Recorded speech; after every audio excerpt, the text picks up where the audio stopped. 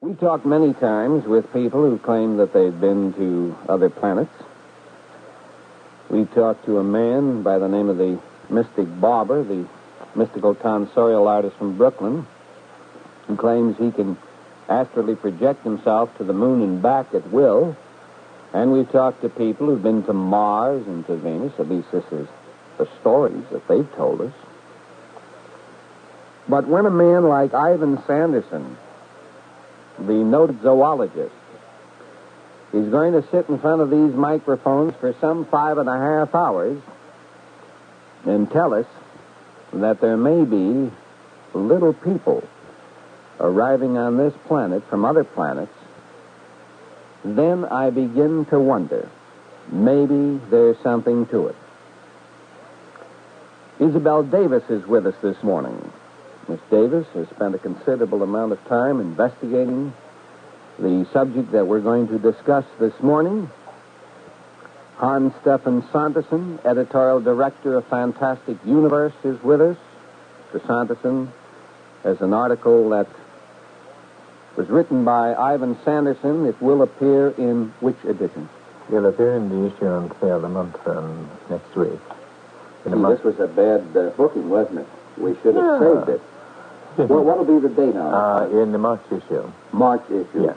On the stands? That's right. It'll be on the stands. It's in the paper. 15th November. 15th of November? Yeah. You can see he is not the circulation manager. Yeah. He's the editor. Yeah. Oh, he expects to sell extra copies to people who might get the wrong issue first and have to get the second one later. Very clever.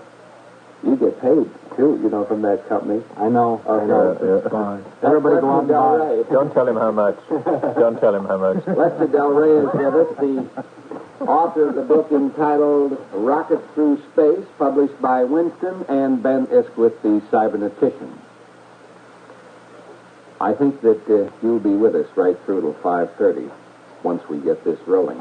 And to get it rolling, Ivan, about 3 or 4 weeks ago, you sent me a letter, and in the letter, you put in quotes, a little green man story.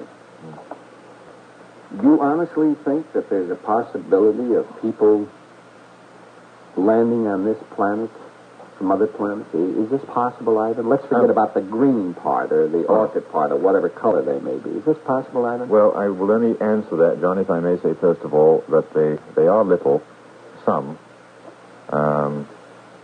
They're not green and they're not men. All right. Apart from that, could there be life forms or with intelligence or without intelligence that have come to this Earth, may still be coming? I say yes. I think we have every evidence for it. What was that last day? We have every necessary evidence for that fact. Who has this evidence? We have it right in our scientific publications today, to be drawn from all different sources. I'm not talking, look, may I pontificate for a moment? In fact, make a little speech. The first one will be directed at Lester Del Rey. He's my very dear friend. But if he's going to sit here tonight and say I don't believe anything, there will be no further discussion. I believe many things. I don't necessarily believe any of this. Well, if you're going to say that, we don't get anywhere. But as to John... You can't convince me if I don't believe we're going to discuss it. I'm not arguing. But you're saying I can't get anywhere unless I already believe. No, but I said, if you're going to sit down at the beginning and say, I'm not going to believe anything about this... I did not say so. I say I believe many things. Well, it's only 6 after 1. Let's save the hassle for a little while. Now, no, this time you've got to be logical. And if I say that... Will you define that word? Logical, yes, I certainly will define it. Yes? In other words, think, dear boy. Oh. And listen to what I'm saying. Don't use logic, but think. Right. Now listen to what I'm saying. Now listen to what I'm saying. I said, if you're going to sit here all night and say, I never believed in any of this, and I'm not going to believe any of it, in other words, you're not going to listen to the evidence and discuss it, not argue about it, but discuss it. If you're going to get off onto tangents, I'm afraid we won't get anything interesting out of it. But this stuff is here, Long John, and now addressing remarks to you. The so-called evidence, or the actual evidence, is in print already, and not from a lot of idiot crackpots who say they've been to the moon. And I'm sorry, but I don't dig any of that stuff at all. I think it's all complete rubbish. They don't have any evidence of any kind. If they have, I've yet to see it. I'm not talking about that. I'm talking about stuff that's in print, mostly in well-recognized and established orthodox scientific journals and such.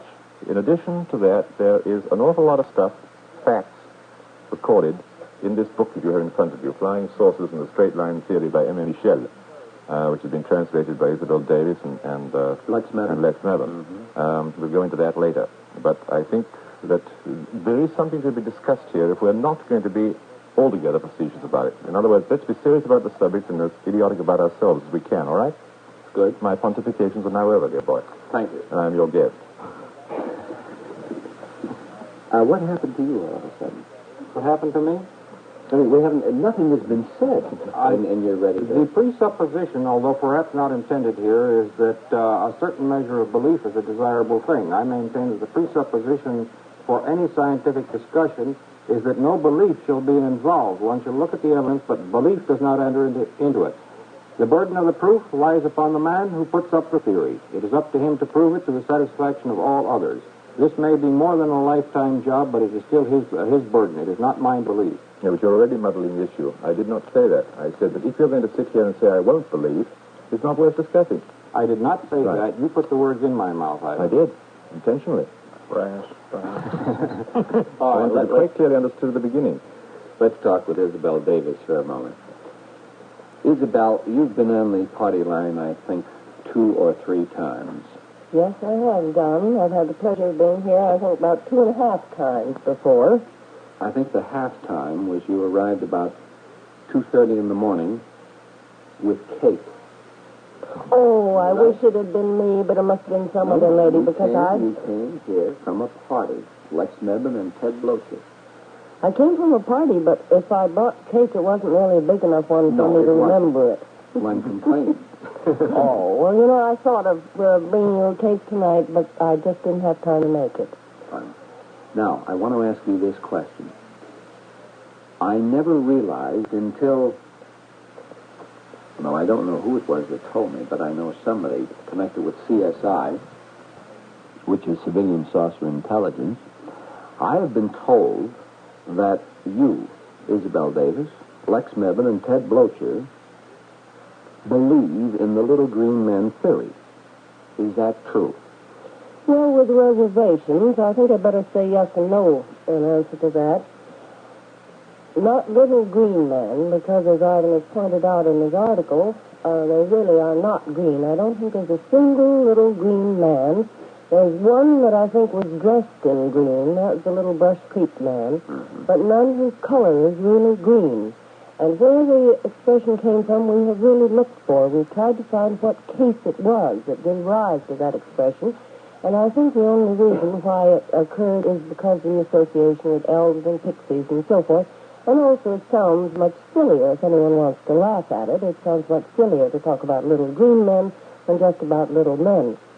Well, I don't want to commit anyone to any belief except myself. I will say this, that we feel there are 2 things we have come, 2 conclusions we've come to from studying a number of these cases. And the first of them is that they are entirely different. This is a very important point, and one that I hope that we'll be able to discuss a little further. These little men cases are different in almost every respect from the contact cases.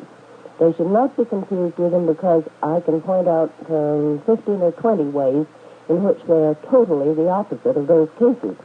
The other thing is that in at least, let's say 4 or 5 cases where we have interviewed the witnesses in these sightings, these encounters, I won't call them contacts, we have discovered that it is very difficult to brush off these stories either as hoax or hallucination. There seems to be something there. And in that, I personally believe that there have been little men landed from flying saucers, but I would certainly not want to commit either of my colleagues, even my close colleagues, Mr. Blocher and Mr. Mebben, to a firm belief in that, but I will go out on a limb and say that I believe it. Where are these saucers coming from? Well, that's another very interesting question. There are 2 possibilities. Because the types of little men that have been reported vary considerably, all the way from the little hairy men with glowing eyes, reported from Venezuela in November and December of 1954. There seemed to be a rather general type down there. Two silvery, all over silvery sort of aluminum creatures that were reported in Kentucky in August of 1955. There's a good deal of variation, except for the fact that almost all of the cases, they are less than human size, smaller. Now, how do you explain this divergence? One theory is, of course, one speculation can be that they come from a great variety of different places, outer space, other planets, whatever. Then someone suggested, I think it was Len Stringfield of Cleveland. His legs aren't quite long enough. Len Stringfield, that possibly Len's legs aren't long enough. The little aluminum I think, look, unfortunately, we haven't got picture radio here, but during the time that Isabelle Looks like my brother, you know. has been telling us about these little men, Ivan went over to a large leather case that he brought with him, and he unzipped it, and he brought out a cutout, a cardboard model, I guess, of one of these aluminum-colored men. Not men, things. Things, all right? You know, That's the Kelly, Kentucky.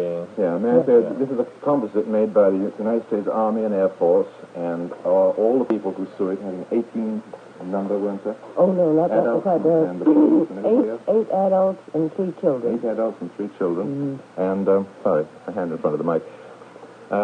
And this is a composite after they had been sat down by pretty good artists and said, well, after all, you all have these stories. And each one was taken separately. I said, what do you think it was like? Well, some could sketch a little, some could draw, others couldn't. So the artist would draw a bit and say, was it like that? And they'd say, no, that ear was longer, or that mouth was, we didn't see the mouth, and so on. This was a composite, came out of the whole thing. This was made by Lex from the original drawing, which Stefan, I think, has there, as you know? Yeah, we got one there. Made up to the size that all the people said that they seemed to be closest to what they want. But I thought it might help in our discussion here when you're talking about aluminum and little man, and so you'd all have an idea, because this whole thing is so completely off center, it's so far out, and we've all got used to talking about... That's an understatement. No, I've seen these things before. Let me get back with Isabelle Davis for a moment. I just wanted to finish with one very interesting suggestion that has been made as to why there's this great variety of these little creatures seen. Possibly they all come from one planet or world, but they represent different types of the intelligent inhabitants in the same way that we have a great variety on this planet of dogs. Now, you can go all the way in dogs, from the Pekingese and the pugs to the Great Dane and the sheepdog. And they hardly look like the same species. All apologies to you, Ivan. But there is a tremendous difference. There's probably a great deal more difference among different breeds of dogs than there is among different breeds of people.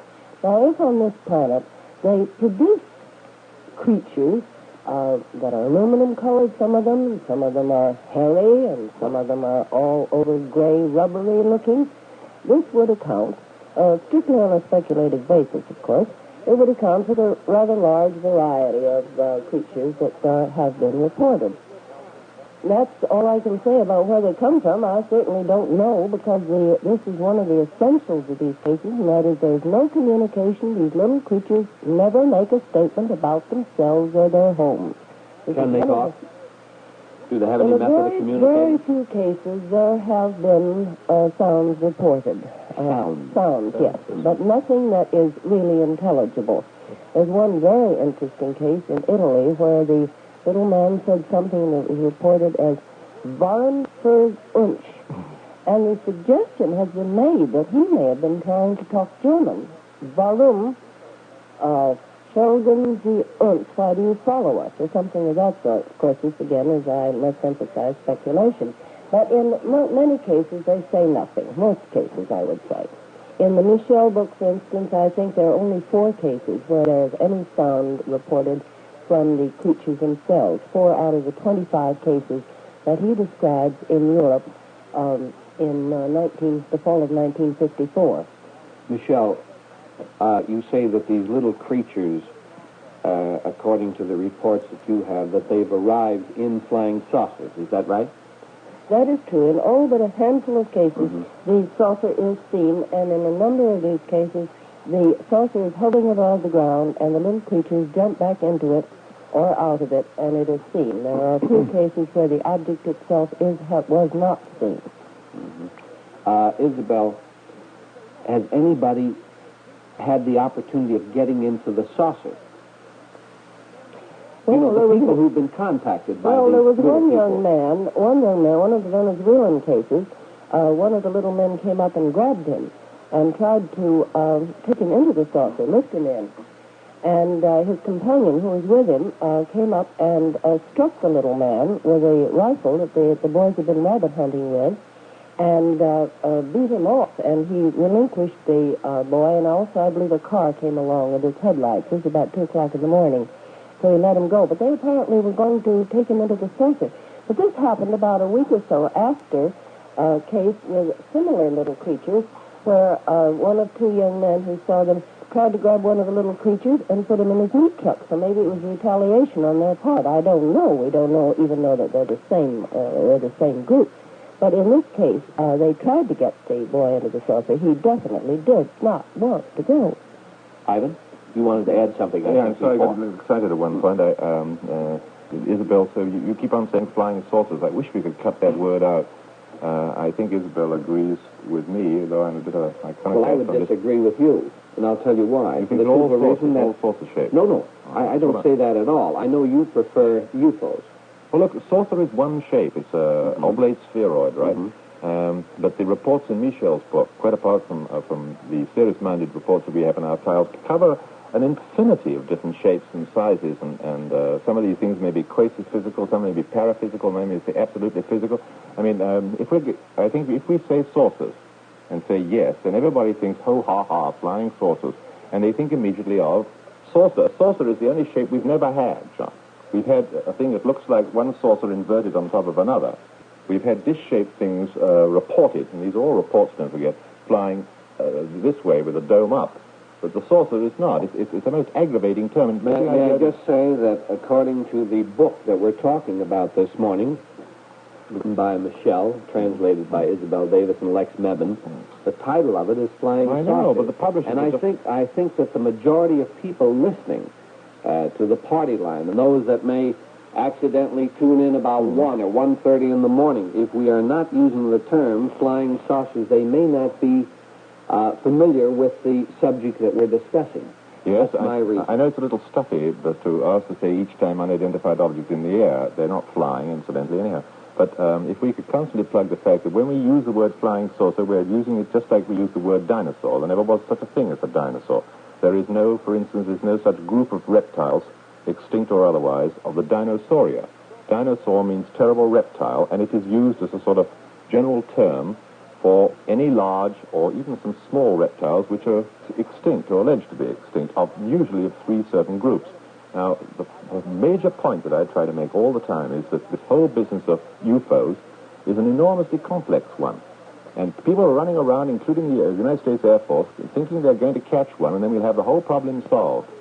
I have used this old simile over and over again. It's like saying there's one kind of animal only in the North Atlantic. There are everything from submarines to grains of sand. There are all different, hundreds of different kinds of fish and so on. The universe is a very big place, and who are we to say that they're all saucer-shaped and they're all one thing?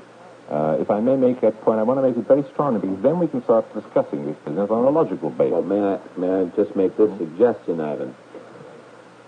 I feel, as the moderator, that I would prefer myself to use the term flying saucers. Okay. You use UFO, all right? And we will get by. I'll use both, whichever you want. No. Lester Del Rey?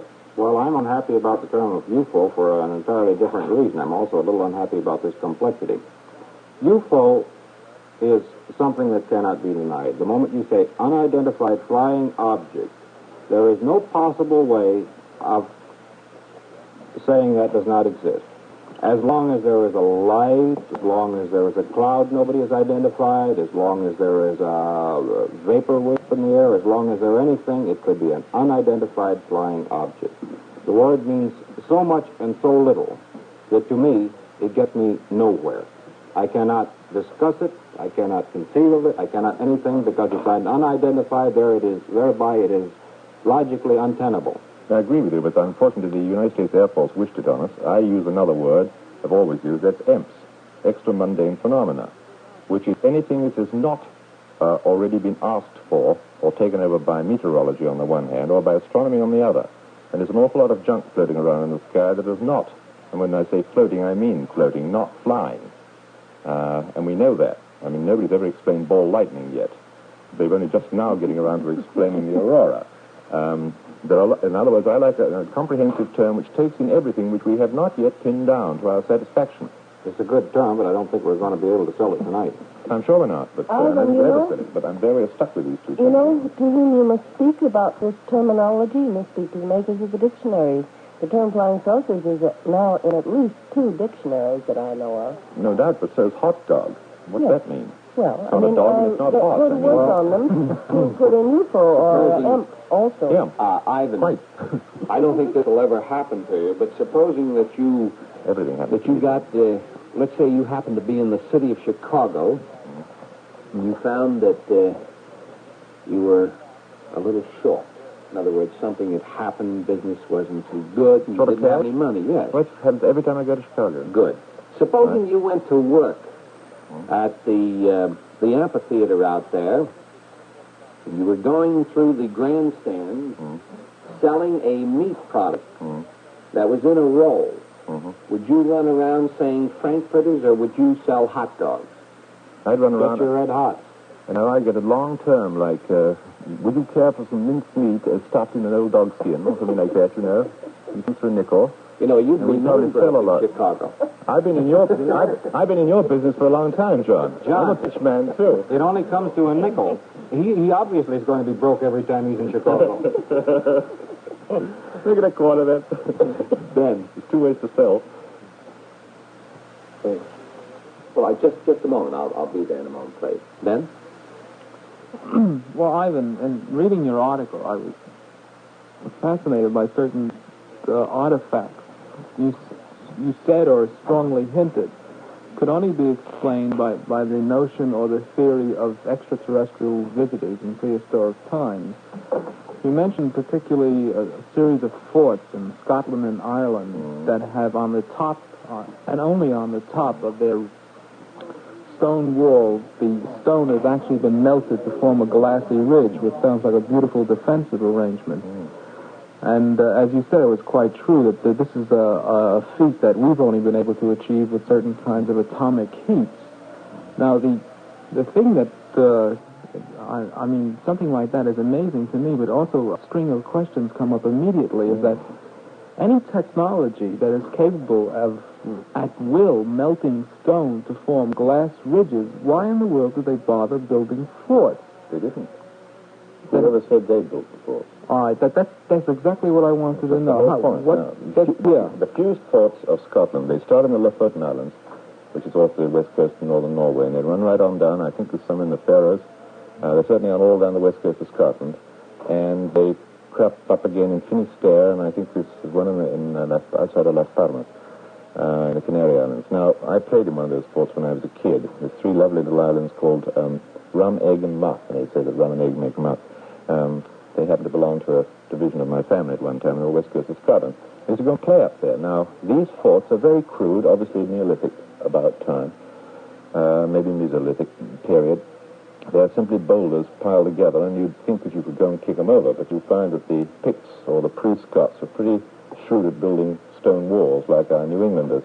They had a way of keying in little stones with big stones. So the Norman Knights found this out, too. Well, this one I'm speaking of 4,000 years before the Normans existed.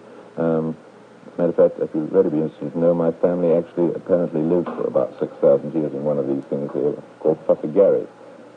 We now use them for making manure. And then they used to have whale's rib rafters over the top and peat on top. But these are on the tops of the hills, and even to this day, there are certain sort of pole dance festivals, things that go on at the summer solstice and so on. We're very much like in Stonehenge.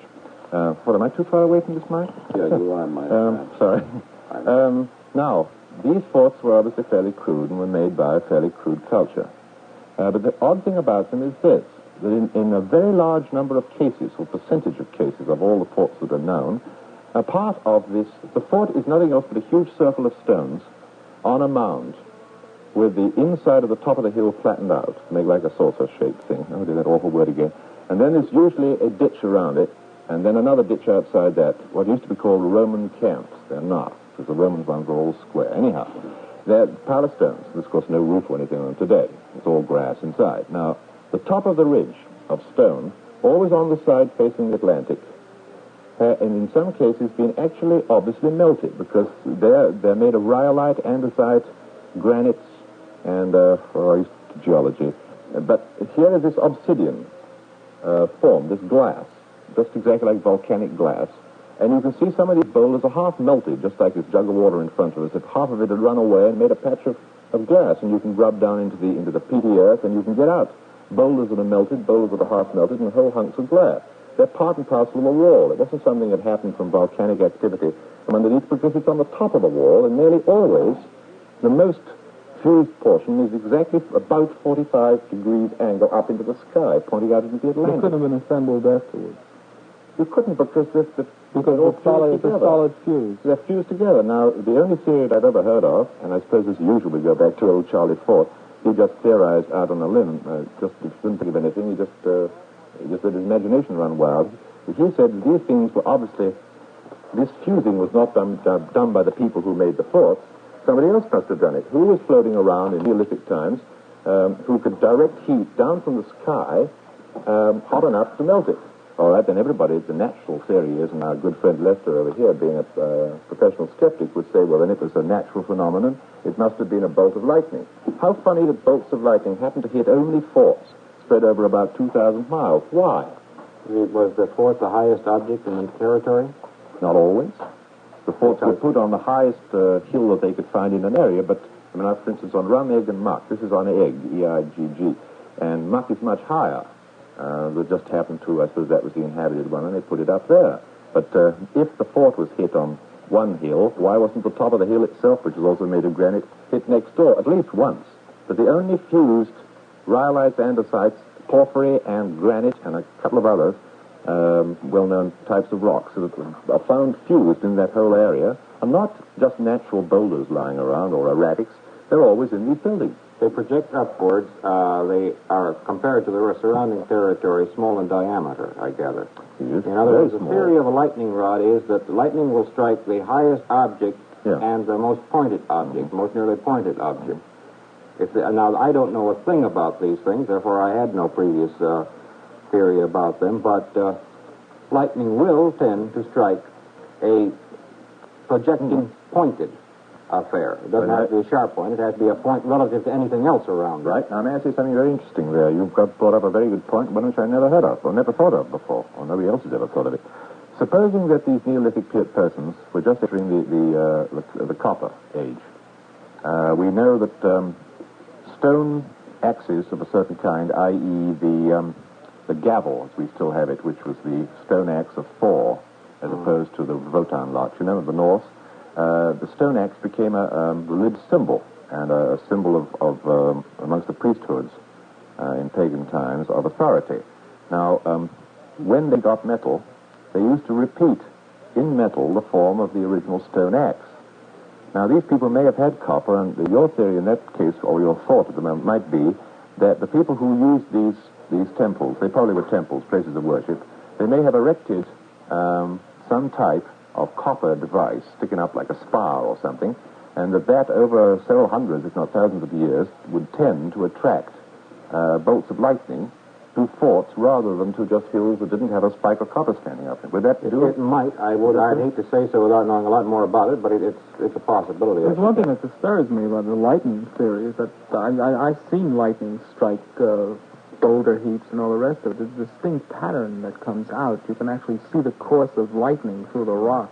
Yes. And it shatters the rock. And apparently these things are not shattered. They're smoothly fused over. Exactly. All the way around the top. Fused all the way around the top. Not all the way around. Most of them only go around about one-third of the entire circle. Towards the Atlantic? Always towards the Atlantic. As if they were expecting invaders? No, exactly. So some invader had swept down the coast, taking a pot shot at each one of the forts that you could see in succession, going from the north to the south or south to the north. Because the angle, you can't tell. I mean, after all, these things are 2,000, 3,000 BC, but 5,000 years ago, and a lot of changes have taken place.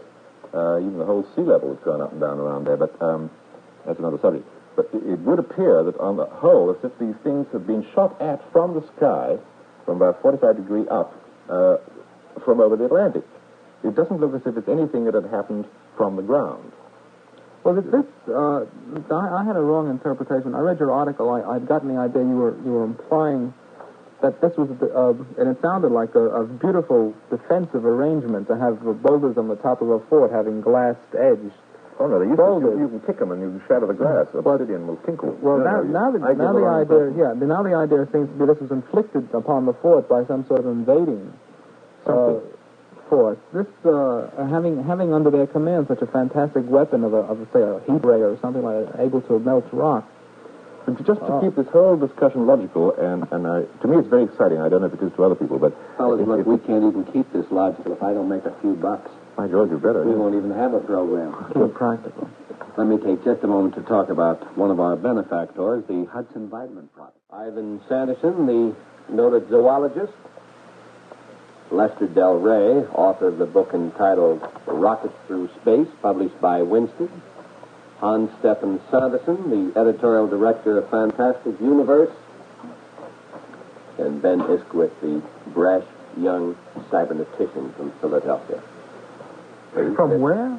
Please, just keep reading. I think that I interrupted you before, Ivan, to take care of a little business. You want to pick it up, please? Yes, John, I was just saying to Ben that if we could interject here another subject, which is anent what we were talking about, and also this little folks thing that we started off with, and that is this. I don't know if you read my article. Did you get as far as the part about I read the whole thing. The Piri-Reis maps? Yes. Now, we'll have to... That I also thought was amazing. It is amazing. In view of the people, I think, who discussed it, don't you? I mean, after all, one of the senior people at the U.S. Hydrographic Office. Now, the Bureau of Standards are now involved in this. I hope one day, John, that Captain Mallory, he's an older gentleman, I hope that he'll be able to come to the program, and I hope he'll agree to do so, because it's quite fabulous what that man has done. You say he's an engineer, Ivan. Can you tell me what he's an engineer in? Yes, he was one of the men. His company, his father's company, built most of the very large number of the big railway bridges around about New York and elsewhere. He's quite famous in that field. I am he was a bridge amazed engineer. A man with that background should know so little about metallurgy. Well, I don't know anything about that. I don't know anything about metallurgy at all. He obviously can't either if some of your quotations of him are correct. Why? What was lacking? I looked through the article, and I actually, of course, on the maps and the Piri-Reis things, there's almost nothing that I could find to sink my teeth in. The main thing to do when you're looking at anything is to look for the facts first that you can prove or disprove. I mean, that seems fairly logical to me. Sure. And you necessarily, automatically, figure on the accuracy of the rest. It isn't fair, but nevertheless you have to very often in skimming through a lot of things. You judge the accuracy of other things by the accuracy of the things you can determine, particularly when some things cannot be determined.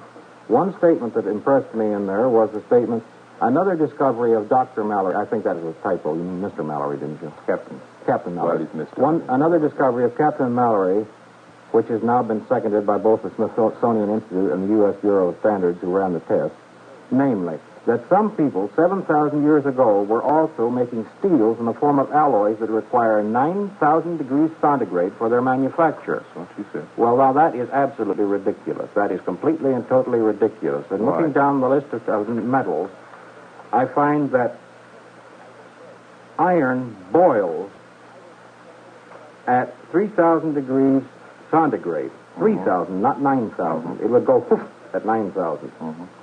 Even transposing to Fahrenheit, it's only 5,430 degrees. Now, you do not alloy with a metal in its gaseous state. No. You alloy it with it in its molten state. Well, tungsten, on the other hand, which has about the highest melting point of any the thing we use in alloying, melts at 3,370 degrees centigrade. That's the reason that nobody successfully, by the normal methods, has been able to alloy tungsten and the steel. They have to use it by powder metallurgy, which, of course, requires comparatively low temperature and pressure. Oh. So when you say that they have determined that these alloys required 9,000 degrees centigrade for their manufacture, in the first place, they couldn't have been manufactured that way. In the second place, they certainly couldn't have made any such determination. And there is something very rotten in Denmark about that and about the engineer who uses that in his thinking. I am a little bit dubious of a man who can so casually throw out a figure such as that and then expect us to swallow anything as fantastic as the Curie-Race maps. No, all right. To start with, I don't know anything about metallurgy. I do know something about the boiling points of metal. Let's take that one later. But Captain Mallory told me this sitting in my apartment. Now, he has one book out already, Pep Stephenson, the Lost America, Lost America, which is on the old ancient iron ore pits and furnaces all over this country. That, at first, he was poo-pooed when he brought that out. That's nothing. It's bog iron and so on. Yeah. However, it was Dr. Briesmeister of the American Geographical Society who first drew my attention to his works. He's a senior cartographer at the American Geographic, not the National Geographic. And he, as I say, drew my attention to this gentleman's works. Now, he has published that. Then he has a book nearly completed on the maps, because he got particularly interested in the early history, the pre-Indian, pre-Amerindian history of America, if there was such, or anyhow, pre-Columbian and pre-Norse. And he did a lot of work on the coastline, and he found that certain places where the coast had changed according to what maps there were left by the Norse in Iceland, and certain other maps that exist. And Dr. Briesmeister told me that modern survey, places like Newfoundland and so on, has point by point brought to light old beaches and so on, which can be pretty well dated.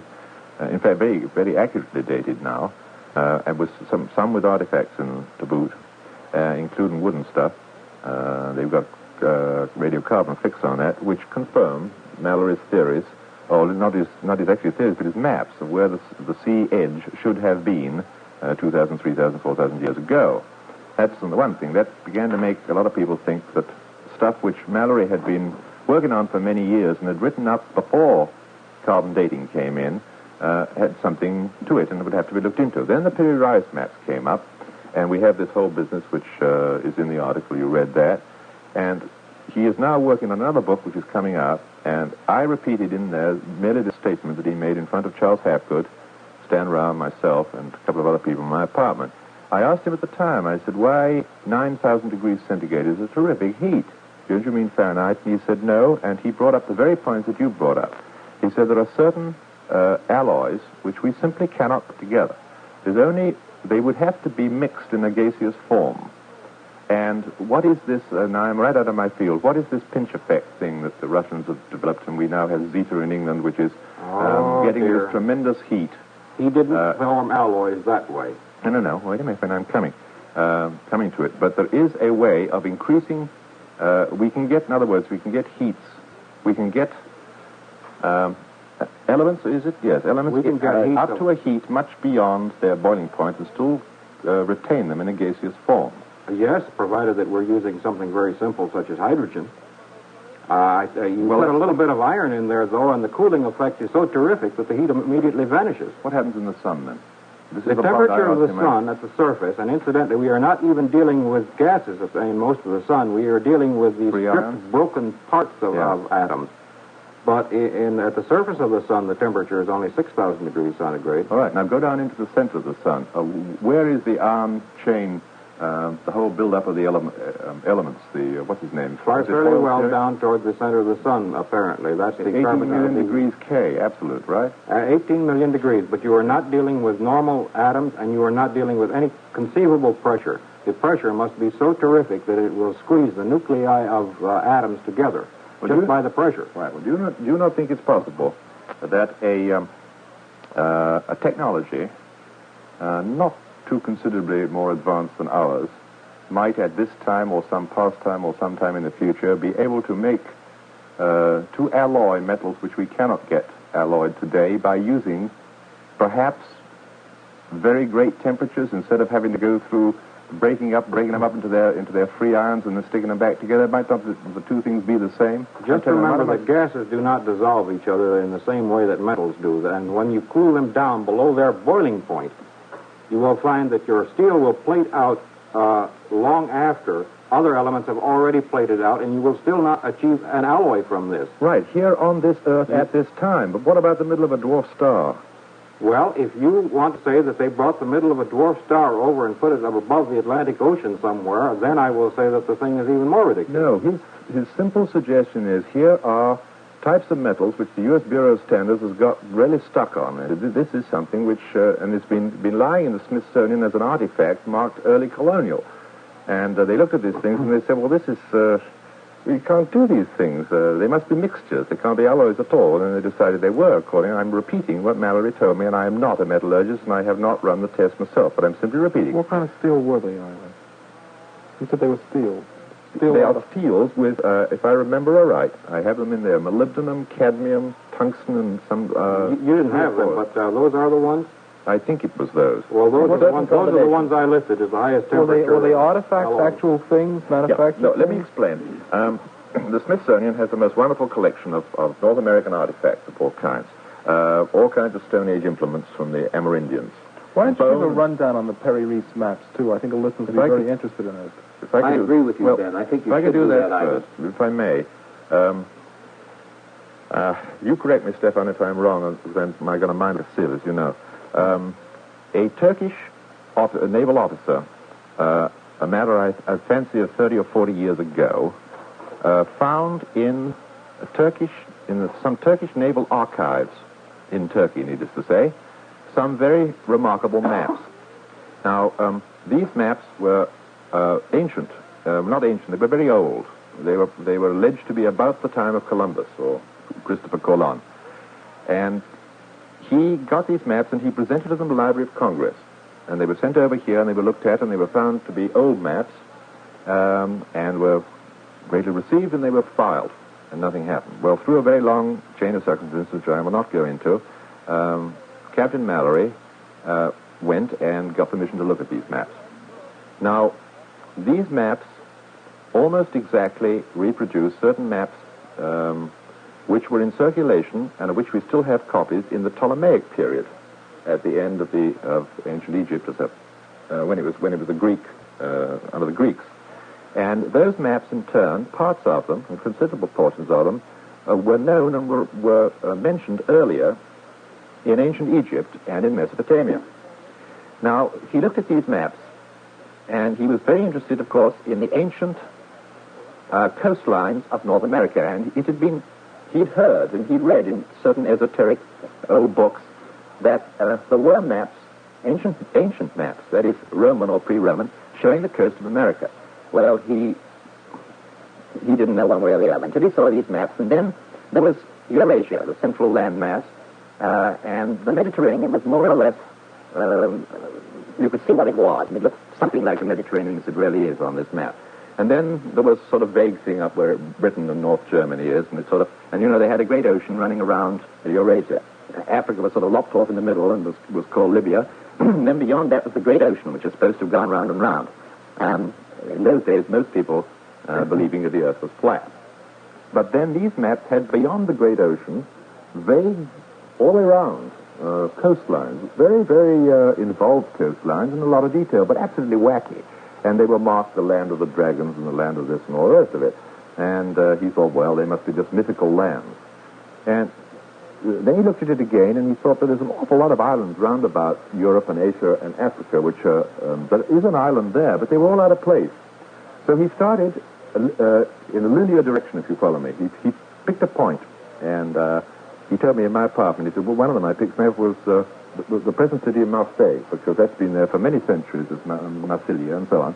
He said, I started from there, I started going along the coast. And to my amazement, I found in these Piri Reis maps that every little indentation was there exactly as it is, in fact, today. But they were all out of place.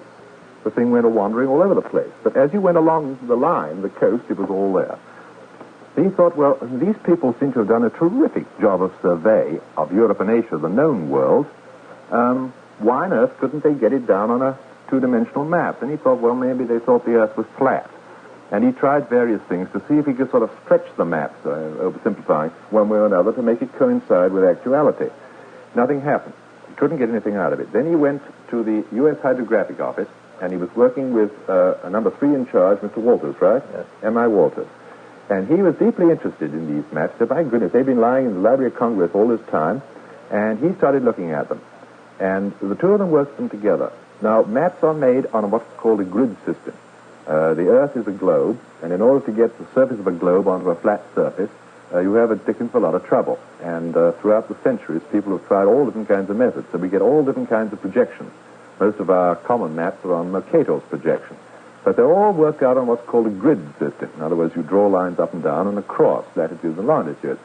And they began to wonder if these people had a different grid to any grid that we use.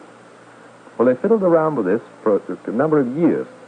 And as his book explains, they finally found a grid which exactly fitted. They worked backwards. They said, well, if this is here and that is there, and we know it is today, what kind of grid? Would they be curved lines? Would they be, as if you'd sort of lent them all over sideways so they make like rhomboids? Or what? They did find a grid. Imposing that grid, that series of lines, on the ancient maps, they then sort of straightened it all up to fit our modern grid, and to their thunderstruck amazement, they got an absolutely perfect map, not only of the whole of Western, Central, and Southern Asia, the whole of Europe, right away up to the North Cape, including Spitsbergen, the whole of Africa, the whole east coast of North and South America, all the great Canadian Arctic islands, and the entire Antarctic continent. But what they got was doubly extraordinary, because in only a very few rather minor cases, comparatively overall, did the ancient maps differ from the present map of the east coast of North America. But the very places they differed were where Mallory had already found they should have differed during the last 7,000 years. That the mud is filled up with, silted up, do you follow me, and such like. 5,000, yes, Stefan, you're right. Well, I'm adding the 2,000 on for the Christian era. 5,000 BC. 3,000 BC, right, thank you. 5,000 years ago from today. Right. Then they came to the Antarctic, and this is where they got a profound shock.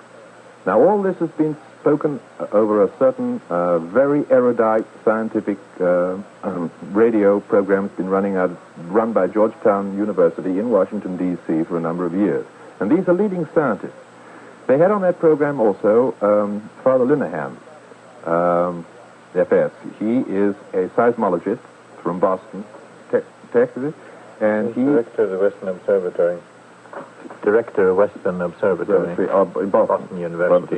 He's also the chief seismologist for RG1. That's right. He's chief seismologist for RG1, and he was down in Antarctica with Task Force 47. He was on the program, and he had an opportunity to study the maps in advance for several days.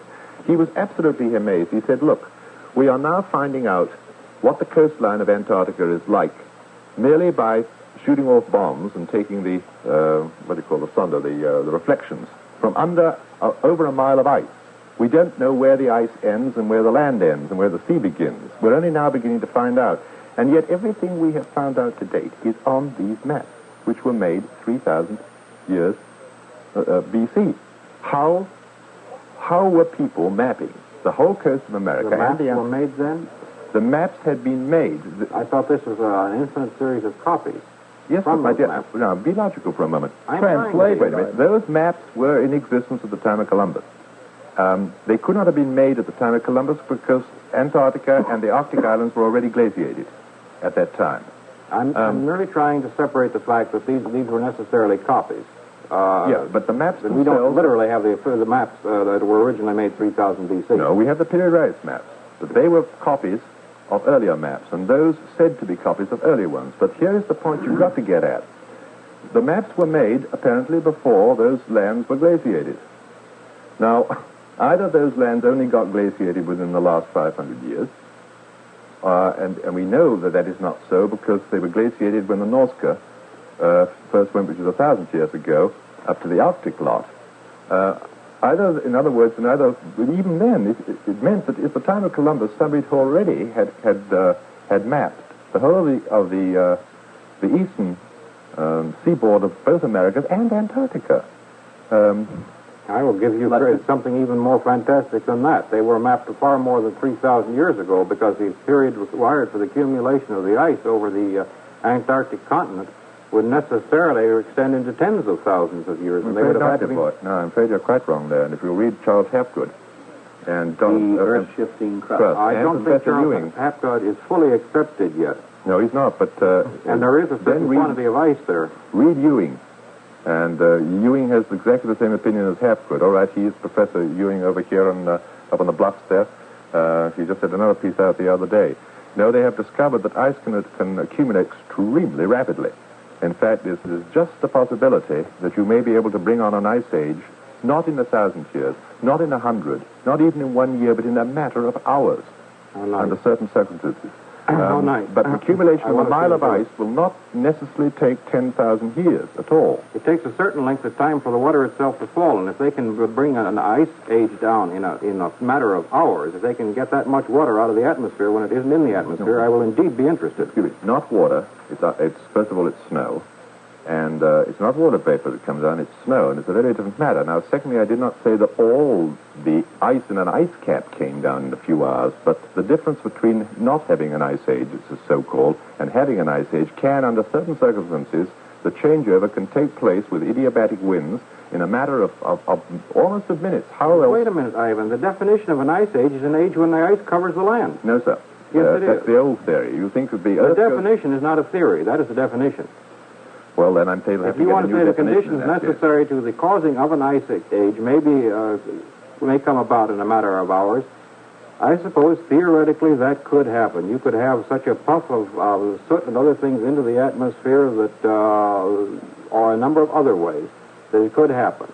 I will not say that. I have no reason to believe that it has happened, but on the other hand, I cannot say positively it cannot happen. How did you freeze the mammoths then, standing up?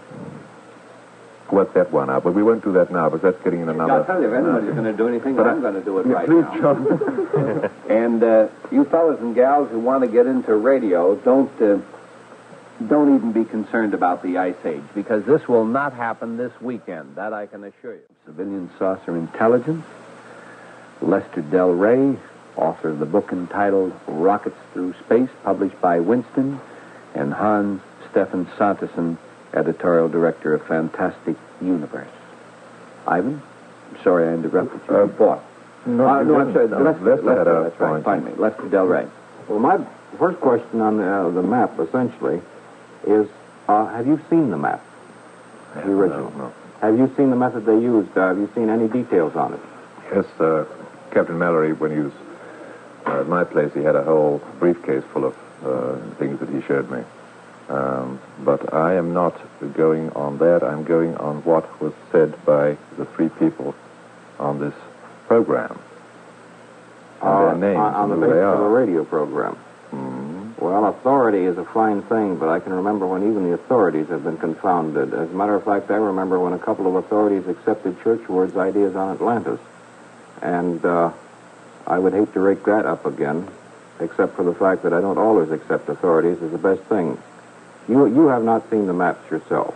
I have not done any work on this. I wrote an article saying that there's this and there's the other facts that are in that article, and taking them all together, I think it's about time that somebody who's a cartographer who knows more about mathematics than I do, does go into this thing instead of just sitting fatly and saying it doesn't exist or saying it's a forgery. Go ahead and prove it. Now, wait a minute. You've seen reproductions of the maps. Oh, sure. I've got reproductions in my file. I haven't got the actual original maps, and if I did see the original maps, Lester, I would not have the knowledge to be able to say whether they were modern forgeries, whether the Turkish government forged them, or what. I've got a whole bunch of reproductions, and I have seen this grid that was shown to me by Captain Mallory, and I do take the word of Dr. Briesmeister at the AGS. I'm now a senior cartographer for our leading scientific society in the geographic field. And I do not think that a radio program such as the Georgetown University of the Air is likely to allow such things to be not only said, but mimeographed. You can write down for it if you want. You can get a complete transcript. And with Linehan and with Walters on the program. Sorry, but I am a skeptic like you in some things. And I always try to look When somebody gives me an animal, I try to find out if it's like my good friend Jim Moran. He gave me a tortoise once wearing a mink coat. I was immediately skeptical about it. It was a gag, but I'm taking it rather exaggerated, but it's true. He had a mink coat made for a tortoise. I look underneath to see if it really is a tortoise under there or what it is. But there's just too much going on here, and it is about time that some of the people who want to tear down the ideas, and they're perfectly entitled to do so, should go and do just that. Well, I am perfectly willing they should, but I'm trying to find out whether there's really anything going on. You say there's just too much, but the only piece of concrete evidence offered by this man that can be checked, the 9,000 degree centigrade thing, simply will not stand up, and I wonder how much of the rest of it will stand up.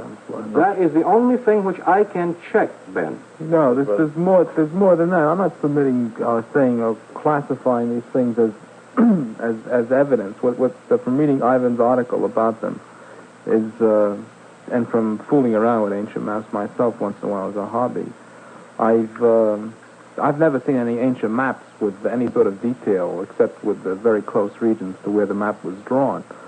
But the thing is, I just want to put it forth as a sort of amazing incident or coincidence, if you want, is that, well, one thing on these maps, which Ivan brought out in the article, it was not only was the coastline charted, but that after the translation through the grid system they had arrived at, they also found the mappings of certain mountain ranges. Which it says here, Ben, but just wait a minute. The only thing I can check, I could not check that in the time I had. Wait a second, let me finish. It says, well, obviously these people checked it. It's certain mountain ranges which apparently cannot be mapped from the ground, which only could be mapped from the air. Did you ever hear of triangulation, Ben? You know, they did map mountain ranges from the ground long before they had air survey. I grant you that air survey is desirable. I think it would be pretty hard to map the Appalachians. I would say that the mere fact that they had a map showing the coastline of 5,000 years ago was fantastic enough without worrying how they could do it. No, I'm not saying. No, the thing is that there's a certain kinds of attitudes here which really should be put forth. You know, if an archaeological team fooling around, just to throw out a supposition, if an archaeological team fooling around in the Arctic suddenly would start chipping away at a block of ice that they had, by some means or other, ascertained the ice was, say, 2 million years old or something, if that's possible. And deep within the ice, they suddenly found the WOR microphone, sealed within the ice. Now, there are different ways of reacting to it. One, you can read the report and say all the members of the archaeological team were obviously drunk. The other way is to say it was put there by a heavenly visitor. The third is to say it couldn't possibly be there, so therefore it's not there, and let's not talk about it. The fourth is to say, how in the world did it ever get there? Wait, Ben, just a second. If at the same time they said that there was a case of 1948 whiskey of some kind which was not made, then I would have some reason to worry about it. I could at least check up on that, perhaps. When a man submits a statement to me, I do not necessarily say it is wrong, but when I find part of his statement inaccurate, I question the value of the whole. How do you know it's inaccurate? You said here...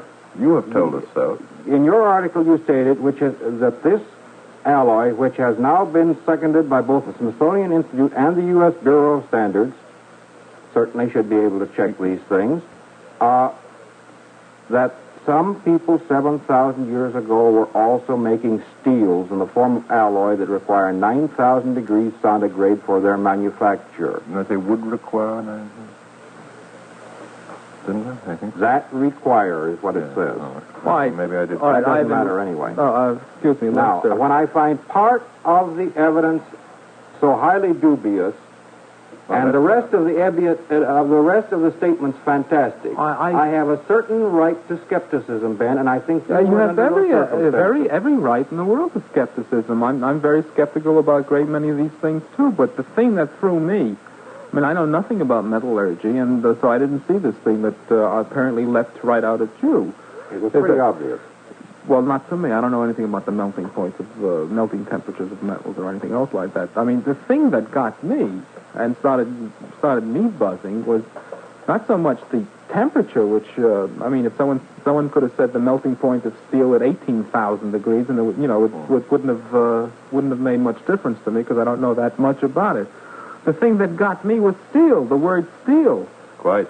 Steel is a very common thing, actually. Steel existed long before man knew how to smelt metal. It existed, I'll admit, so far as we know, only in the form of meteorite iron, but that was steel.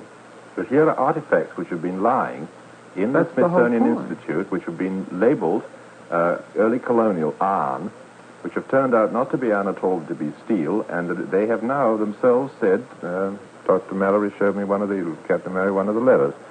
And the letter, it was a clipping, it was a statement made by whatever the top man in the archaeological department of the Smithsonian is, yes, that much to their amazement they had to admit that drawers full of these things were not colonial at all, and there was every reason to suppose that they are pre-colonial and they were probably pre-Amerindian.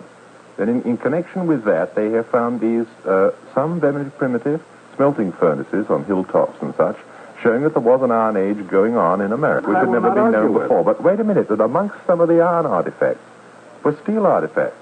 And as you say, meteoric steel, yes, but apart from manufacture made by the hand of what we suppose to be the only intelligent race on this earth, man, there was not steel in existence prior to the Bessemer system.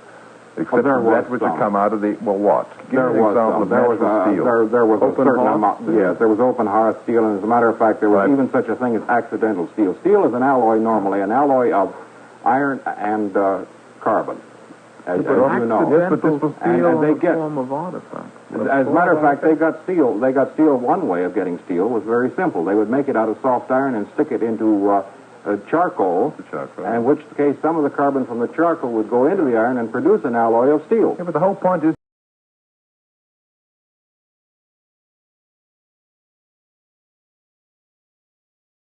If you say that steel can be made accidentally, and I'll accept your word on it, because I don't know anything about steel manufacturing, but it seems to me that, let's say that Formica could be made accidentally. But if you suddenly were to open up an Egyptian tomb and find artifacts and pictures and tables made out of Formica, this all of a sudden becomes something that is slightly puzzling, doesn't it? Yes, and it particularly becomes puzzling if they say that this Formica can only be made in an absolute vacuum at a pressure of 10 gravities. That cannot be determined. Therefore, it is ridiculous. How it can be made. We can make Formica. Excuse me. We can make Formica today. Look, but if we had not made it today, we might presume that the only way we could make it would be in just such a peculiar set of circumstances as you have now stated. As usual, Ivan, this is all going completely off the track. My original statement is that when some of the evidence presented in a paper, which is intrinsically somewhat fantastic, when some of the evidence is provably false, then I have a large measure of reason for skepticism. Right. And I so found it in this paper. Very good. All right. Now let's skip that one, and may I give you the next one? Let's not skip it, but let's just keep it there. We'll keep it there. Please, on a different line, Ivan. That is, these Perry maps obviously raise questions that are really sensational importance from the point of view of geology and anthropology and everything else. Do you know whether the existence and the nature and the deductions from the maps have been either publicized or attacked in any of the scholarly scientific journals that should be interested in them?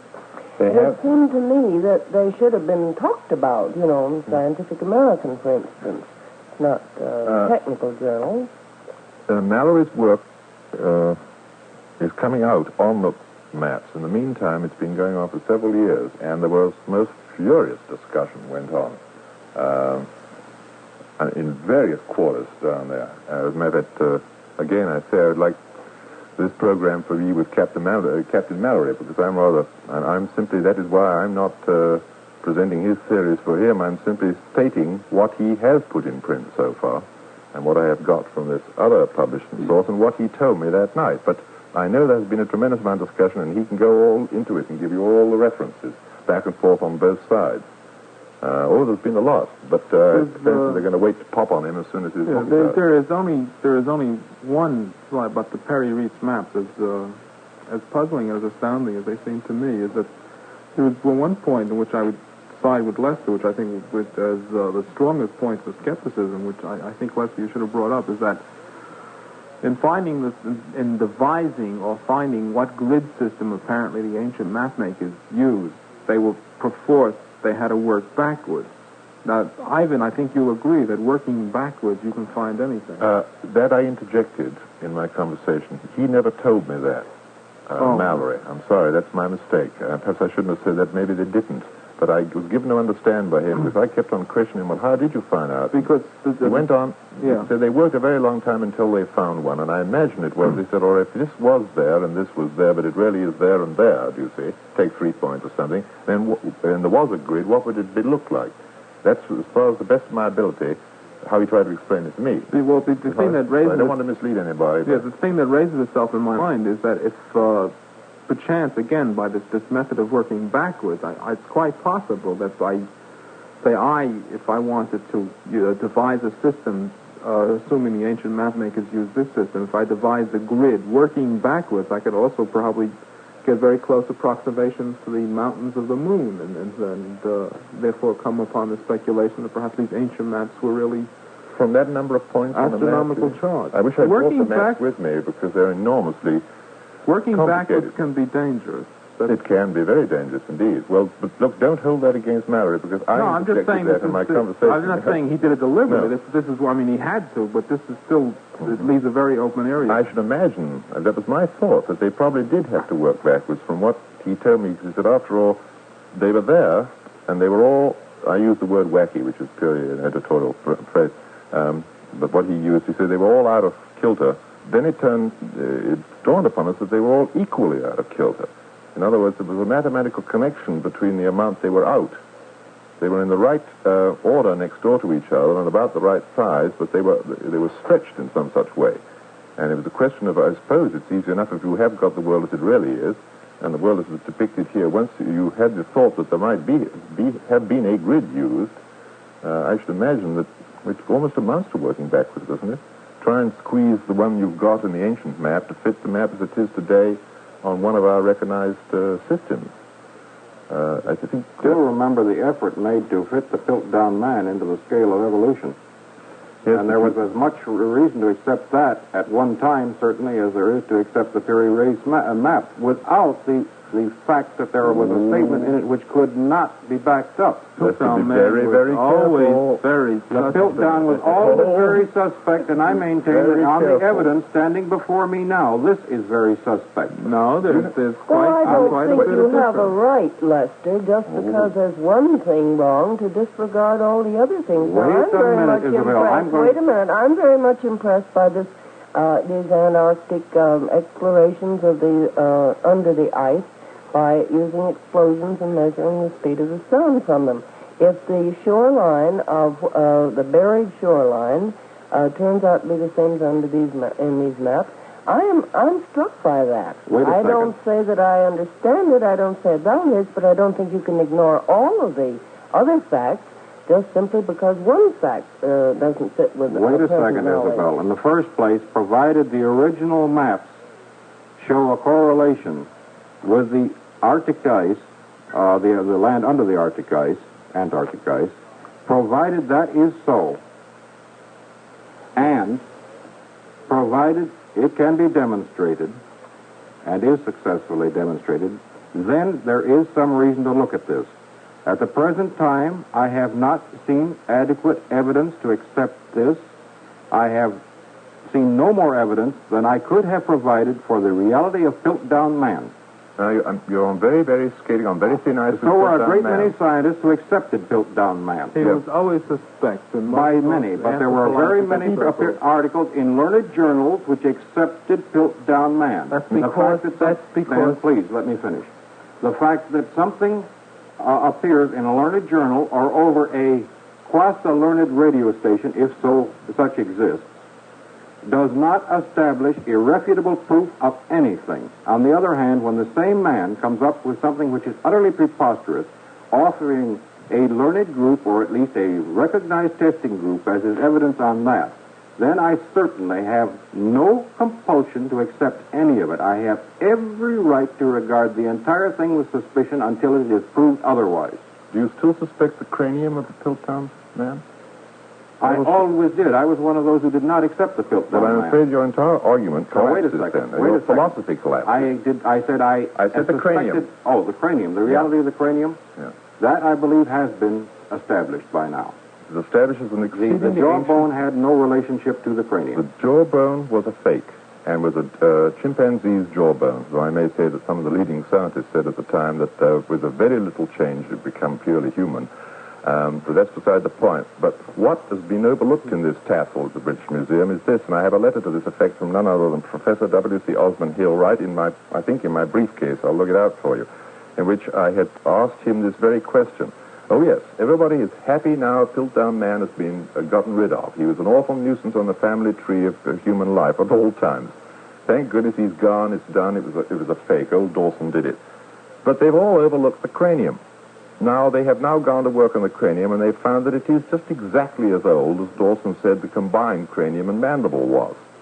This does not surprise me at all, but the fantastic nature of Piltdown Man has been disposed of.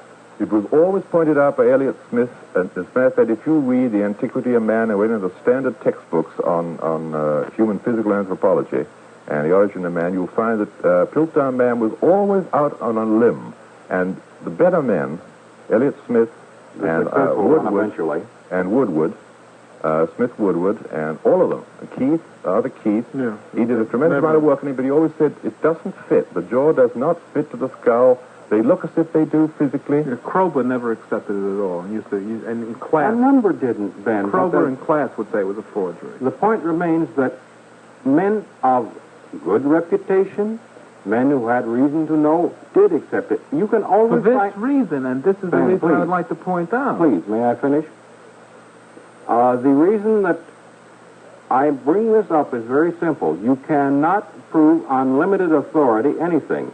And when limited authority is used to back up a complicated and fantastic situation, which may or may not be true, I do not say, and when that authority is also used to back up something which is not true, the whole must be regarded with considerable skepticism until the parts can be sorted out and evaluated. All right, now the point about the Piltdown Man is that the reason why it's such a good... First of all, there's a great deal of disagreement about it for many years. It was never fully accepted by a great many outstanding archaeologists and anthropologists. Now, exactly the Piltdown Man is that the reason why you find such disagreement, I think, and I don't think this will be disputed by anthropologists, because the discovery of the ancient and early home of mankind is one of the emotionally laden subjects in anthropology there is. Now, a good many countries would love very much to claim as the birthplace of man to be in such and such a place. This is something that is not emotionally neutral. And in fact, when it came out apparently that in England, at the time when on the continent of Europe, men were walking around that you couldn't quite distinguish between animals and apes and all the rest of it. In England, you had this fantastically highly evolved human being with a almost completely human cranium and an ape-like jaw. This is something that English anthropologists delighted in. I mean, it was whoopee. Here is the ancient birthplace of man. Now, it seems it's very strikingly, a situation in anthropology has come about is that the final arbiters as to prehistoric fossils of mankind has always been the American anthropologists, because it is quite impossible that America could ever have been one of the early dawn places or the birthplaces of mankind, because there are no old world monkeys. Now, it has been throughout the literature in American anthropology that the Piltdown Man was a unfortunate accident, or, I mean, if they came right out, they called it a hoax, because of the fact that the cranium and the jawbone were separate and were in unsealed strata. It was in broken strata. And there were all sorts of implications that perhaps some early Englishman went over to the continent and got himself a jawbone of an ape and went back, and because maybe this was a weapon, it was buried with him. But the cranium has never been in doubt, because Dawson was a very good anthropologist, by the way. Nobody questions. Oh, well, yeah, they did for a while, but they shouldn't. Yeah. No, he didn't. He was some status of sort of semi-amateur scientist, and there was a great deal. But a great many English anthropologists of high professional stature, and still do today. And you can still get into an argument in English anthropological circles about the authenticity of the Piltdown Man. Except there's one thing that no one has... The thing that's amazed me about the Piltdown hoax and its eventual discovery and exposure is that no one has ever mentioned anything about the Swanscombe man. Oh, Galley Hill. No one has mentioned. And what? Because the Swanscombe man was the identical situation with a human-like cranium and a simian-like jaw found in sealed strata. And Dawson had nothing to do with Swanscombe, and everyone has sort of shunted off, and now Swanscombe man is becoming as much an annoyance as Piltdown man. And now they've dated the cranium of Piltdown man and found that it is just as out of place as Dawson said it was, insofar that it by radiochemical methods, it is earlier even than Dawson suggested that the combined skull was. In other words, you've got as big a problem left now with the cranium of Piltdown man and a greater mystery than we ever had when it was partly a hoax. And that's what now the British Museum, they just got out, it's the selenium method, of infiltration, and the osmium method, I think, for the mineral content. And here is a real human cranium. They're extraordinarily thick and looking exactly like Galley Hill man and Swanscombe. But it does have certain tendency to go towards what are called the Pithecanthropines. That's Pithecanthropus erectus, the famous ape man. It's without a jaw. Its teeth are all right. It's a modern man, but it's a way down below Neanderthals. So we begin to realize now that Neanderthal type man evolved backwards. The most human-like were the earliest, and the least human-like were the latest. And may I just throw this into the pot? You know, they turned up a Neanderthal type man in a western state of this union last year, don't you? Yes. They do? Yeah. In a western state? Yep. Yeah. In New Mexico, they have got up now a Neanderthal type brain case. And may I just... It's no use. It is. And may I bring up one? Oh, that's all in print. And the Southwestern Museum has got it all. Maybe you remember his name, Stephen. But one worst thing that you said, you never could have early man in this continent because we didn't have any old world monkeys. Let me pick you up on that. This is my common ancestors. No, but we did have the Tarsius, the original Tarsius. But we never had the Dryopithecus. We don't need it. Personally, I believe that Dryopithecus is nothing else but a type of superior baboon. We'll have to leave that out of it. No, but we did have the Tarsius, and it apparently goes Tarsia, Lemur one way, Tarsia the other, from the Tarsia to early proto-anthropoid, anthropoid off to the side, and then proto-humanoid, and then up to us. But maybe get back to this whole business of the little men, because I'm coming around to it. The point is this. These mountain ranges are on the map. Some of these mountain ranges were not even known until 1952, I think it was, when Mr. Walters had the first surveys from the U.S. Army of these mountains in the Canadian Arctic Islands. And they were on the periodized maps. And nobody had suggested that they'd be mapped in the air until these four gentlemen were discussing it on their broadcast. And one said, well, somebody, I think the moderator, turned around to Reverend Linehan and said, well, how could it have been done in your opinion? He said, frankly, unless they had some kind of aerial device, he said, I don't see how on earth they could have got these maps. Now, my whole point is here. Mind you, I'm a reporter in this, like in everything else. I'm gathering together all these statements which don't fit and saying you put them all together in like a checkerboard, you put together a puzzle, and there is one X factor in there all the way through. Everybody closes their minds and says nobody could have had tridimensional geometry and flying machines in 5,000 or 3,000 BC. Right. If there was a civilization on the surface of this earth that advanced, then they would have surely left some artifact that we could have found. Just supposing that the intelligences who did that job didn't come from this earth, but came from outside. And our primitive... From another planet going around another sun. They could come from the center of a sun, as far as I'm concerned, but from outside this planet. What makes it so amazing that we are the only intelligent animal in the universe, or creature in the universe? The Almighty, in His infinite wisdom, has surely seen fit to have some intelligence develop on other planets. All right, just supposing they did come. I didn't say they did, though I think there's quite a lot of possible evidence for that. They came here, primitive man, in the Stone Age, or even in ancient Egyptians, dynasty number 10. They weren't very bright as technicians. These fellows may have come here and taught a few people how to use a pen and somebody to read a compass, maybe even show them what a lens was.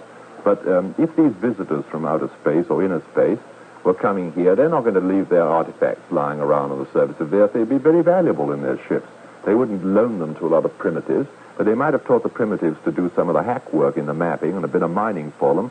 And then when they pushed off, our ancestors, or the ancestors of the ancient Egyptians, may have retained a little bit of knowledge. So those people, they had some kind of, you went like that and you got fire, and it was so hot that, look, we got this wonderful new metal we can use. And all that would have gone into our mythology. Stefan and I have had long conversations on this, because when you dig back into all mythologies, you do find there's always this thing, we got it from somebody else. I was just wondering about the Niagara Cyclo Massage Unit, if it's possible that they had anything like that, back at the time. It's possible. I'll tell you what, because on Stefan Sanderson, editorial director of Fantastic Universe, Ben Iskwith, the cybernetician, Ivan Sanderson, noted zoologist, and we have Lester Del Rey with us this morning, the author of the book entitled Rockets Through Space, published by Winston. And we have some telegrams. Let me take just a moment to remind you that we do have a teleprinter in our studio. Pick up your phone in any community where you may be at the present time, and we do cover some 27 states during the early hours of the morning. And tell the Western Union operator that you'd like to send a message to Long John Wux, New York City. Wux is spelled W-U-X. Those are not the call letters of the station. That's a code word. And that must be a part of the address. And if you have a question, or if you disagree with some statement that has been made or possibly will be made during the balance of the discussion this morning, well, you can accomplish that by just sending the telegram to Long John Wux, New York City. Lester, do you want to read a couple of those telegrams that we've received already? Yeah, this one is from Philadelphia, signed by Rob Roy Hunt. Long John Wux. Someone asked me, what do you think of the anniversary of Russia's Sputnik? We should have put one up in the meantime. I said, worry about what we throw down. It is much more to the point and much more advanced. Incidentally, he's right. It is the anniversary of Russia. It was the anniversary of Russia's first Sputnik. Man's first entrance into space came October 4th, 1957. Happy birthday. Happy birthday, dear Sputnik, wherever you lie in ashes today. He blooped, didn't he? Yeah, he blooped. Of course, I wonder how we're going to throw something down until we put something up, but then I won't comment on that one. Here's one from Wynwood, Pennsylvania.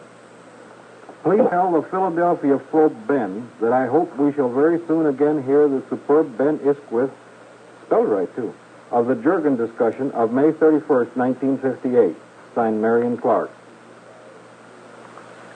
Thank you very much. Very nice telegram. Thought you'd agree with it. One there? Yeah, Garrison, New York. Among the elements are any equal? If not, why expect it of man? Tell me anything that is equal to something else. This is signed by M. Belcher.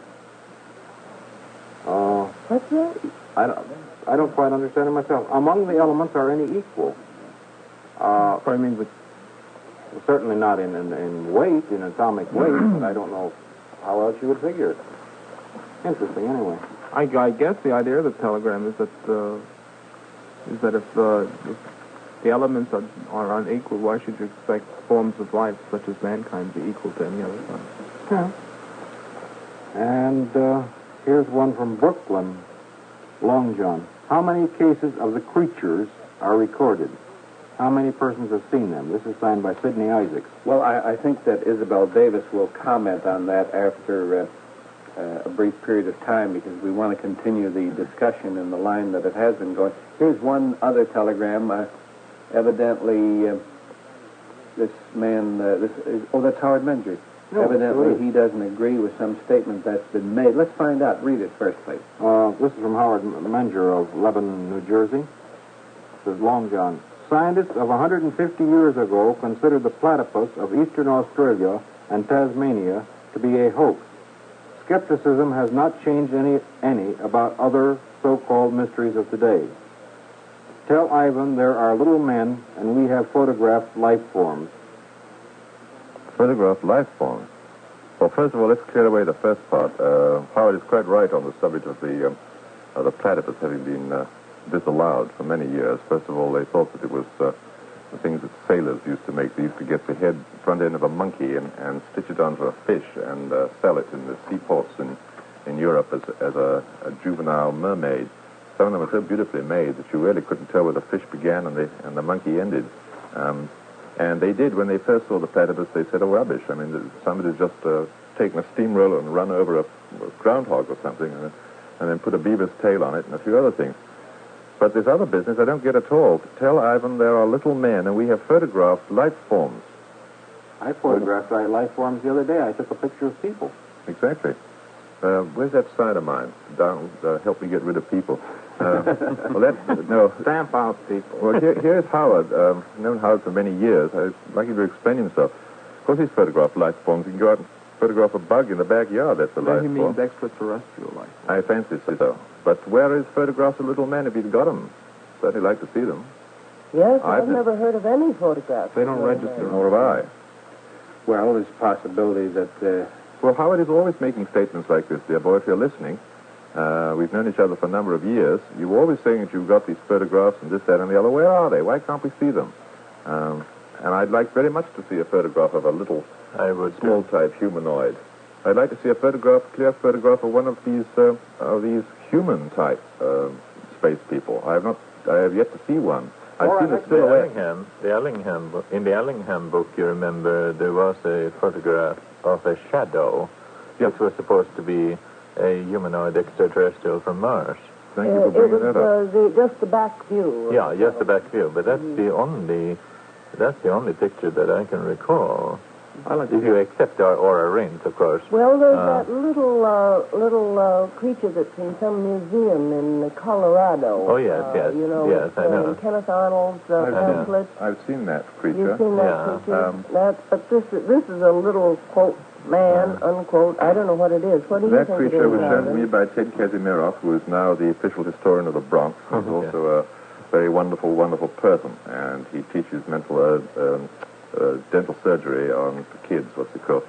He had this thing. It was brought to him by one of these crackpots, and... Are you sure this is the same one that's out in Colorado? Yeah, it was brought from Colorado. It was alleged to have been found in a cave in conjunction with some peculiar bits and pieces of something. It is a perfectly normal, abnormal, well-known abnormality. It's the most peculiar thing biologically. Apparently, human beings and animals can age in the womb before they're ever born. They come out 80 years old. Mm-hmm. Most astonishing. And this was a case of one particular type of deformity, which has a very flattened type top of the skull, and also has gone through this, I wish I could remember the word, it's a sort of speeded up geriatrics, the whole life history has gone through. Sometimes we get little tiny old men who are only a year old, you see, and this was probably stillborn and was of that nature. And he said, these people brought it to him and said, at last we've got a space creature. And he took one look at it and was able to say immediately what it was, and he showed it to me at that time. It's sort of mummified. I fancy that's the same one. But these people, I don't know, they're always coming up and saying, we've got this and we've got that. Where are they? Mind you, I'd be on your side of the fence, Lester, if I saw the photographs, because I'm not a photographer, but I have shown certain photographs that have been shown to me not of space people, but of big game hunting in Africa. And Bob Duncan, who's one of my partners, he is a brilliant professional amateur professional photographer. He said to me one day, he said, look, I'm not going to publish these photographs. Why? He gave me 2 photographs of a man standing in the foreground holding a rifle and a very dangerous beast charging him. And in one photograph, it was a sequence of photographs. And you could see the beast away in a very far distance, and then you could see it closer, and then you could see it very close up. But he took a lens. It's a funny-shaped lens he has. It's sort of oblate, and he said, just take a look at the clothing of the gallant sportsman, and you will see that every crease, even the flies sitting on his pristine white shirt, were in identical positions. when the animal was at all different distances.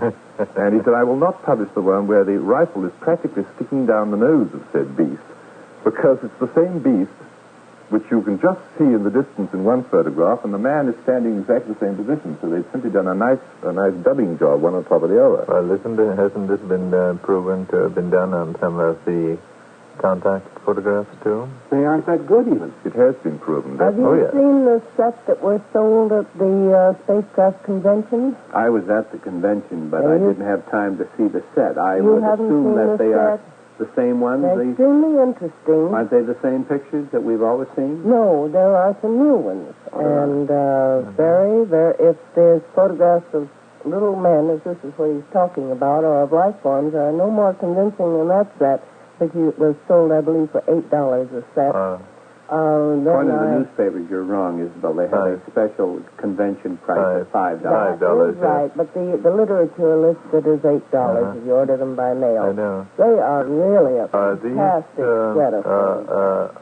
Do these include the photograph in Marla Baxter's My Saturnian Lover? No, they are different. Because I was interested in those pictures of 250. The book costs $250, doesn't it? 72 pages, $2 and a half. I was interested. You know, you're going to have trouble even if you do get a photograph. No, but really, there was one photograph in particular there which I thought in Marla's book, which I thought was quite interesting, and which I really would have liked to have seen the original of.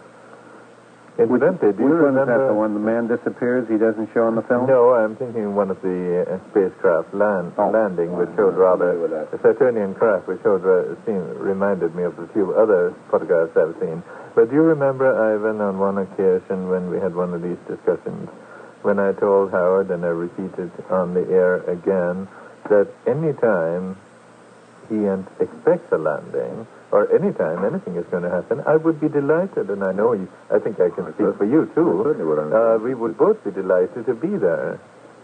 And see the thing. Of course, we're going to have trouble with photography, because we know there are some mirages which can be photographed and some which can't. Yeah.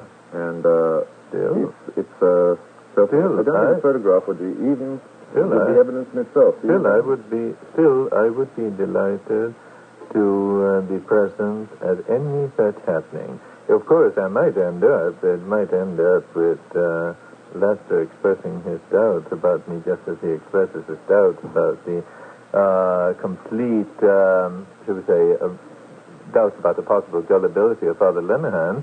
But still, I would be willing to take my chances on that.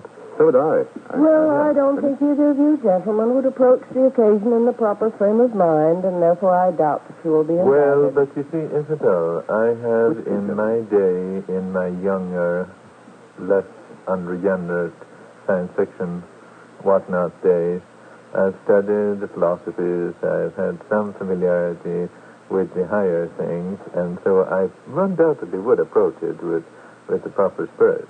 Well, may I make this suggestion? We have devoted a tremendous amount of time to the spacecraft convention, to the Mengers, the Van Tassels, the George Hunt Williamson, etc. I think we could get back to our discussion of the morning, because we're certainly very, very, at least I am, interested in learning more about Isabelle Davis's theories and Ivan Sanderson's theories, rather than discussing the Menger thing, that I think if Menger ever decides not to talk, I could fill in for him, because I know it backwards and forwards. Let's pick it up from there. John, I'm glad you make that clear distinction, and I would like to make it again, between what we use, for lack of a better word, ufology and ufologists, and what are commonly called nowadays contactors, or sorcerians, or sorcerers, I like to call them myself. There is an absolute distinction. They make certain claims. We do not feel that they have brought forward any evidence. We do not make any particular claims. I think we're just probing and asking questions. We are highly skeptical. You certainly won't find a more skeptical person in the world than Lex Mather. That I'll buy. It's perfectly true. I am not so skeptical because I've had a couple of shocks in my life. Things in my own field that just didn't fit in, and yet there they were, and you've got to do something about it. And I do think that telegram, which you read, a very brief one, saying how many time you have these little men being seen or something. That's a very good point. We sit up here and we talk, and all of your 9 listeners, to be honest with you, say, are fascinated, but we cannot, for Lester or anybody, you cannot bring all the evidence up here. You'd have to be like Leon Davidson and bring suitcases full of stuff. But I do think that we could give your listeners some actual facts. Isabel's the person. She translated this book. Here is a book which is on a quite different subject, really, orthoteny, he calls it, or orthoteny, straight line theory. That's one thing. But in the book, how many are, Isabel? I think, may I take a moment, too, to remind our listeners that we are discussing a book that was translated by Lex Mather and Isabelle Davis. It's entitled Flying Saucers and the Straight Line Mystery. The author is Aimé Michel, published by Criterion, and it's available in your bookstores. And it's a book that I think anybody who may have some interest in flying saucers, I think that it's must reading. I think it's a great book and something that you'll enjoy reading, and it'll possibly give you some food for thought. There are 3 particularly interesting facets about the book, John, and one is, of course, his orthotenic theory, the theory of orthotenic lines, which he observed in the sightings in France in the enormous flap there in the fall of 1954. In this country, we are accustomed to thinking of 1952 as the big year for saucers, because that was when the largest number of sightings occurred here. Tremendous peak. But actually, the European wave in the fall of 1954 is probably even greater. And he analyzes these sightings and discovered for a period, I think it was about 3 or 4 weeks, that he found these patterns of straight lines. They were not lines along which each of the objects traveled, but they were more like a railway map route, which were used by several different objects in the course of each day, and the routes changed about midnight, according to his plotting of them. Now, that is the first and the most interesting theory, because it can be tested in future flaps if we have sufficient data, if we know the place and the exact time of sightings. It can be tested. In fact, we tried to test it for the November 1957 flap in the United States, which is the most recent one, first week in November last year, and we did not discover these orthotenic lines in that group of sightings. Now, whether this is for technical reasons, whether they weren't being used, whether there was no such pattern applying or not, we just don't know. We found what Mr. Nebel called pseudo-orthotenic lines. That is, if you put down enough of these sightings, you can join a certain number of them, of the points with a straight line. But if anyone wants to compare the maps for the United States last fall with some of the maps from France, they will see that the type of pattern is quite different. I saw you studying them, Ben, and don't you agree that the overall appearance of that United States map is quite different from the one, for example, for October 7th and 11th in France? The general effect is the same.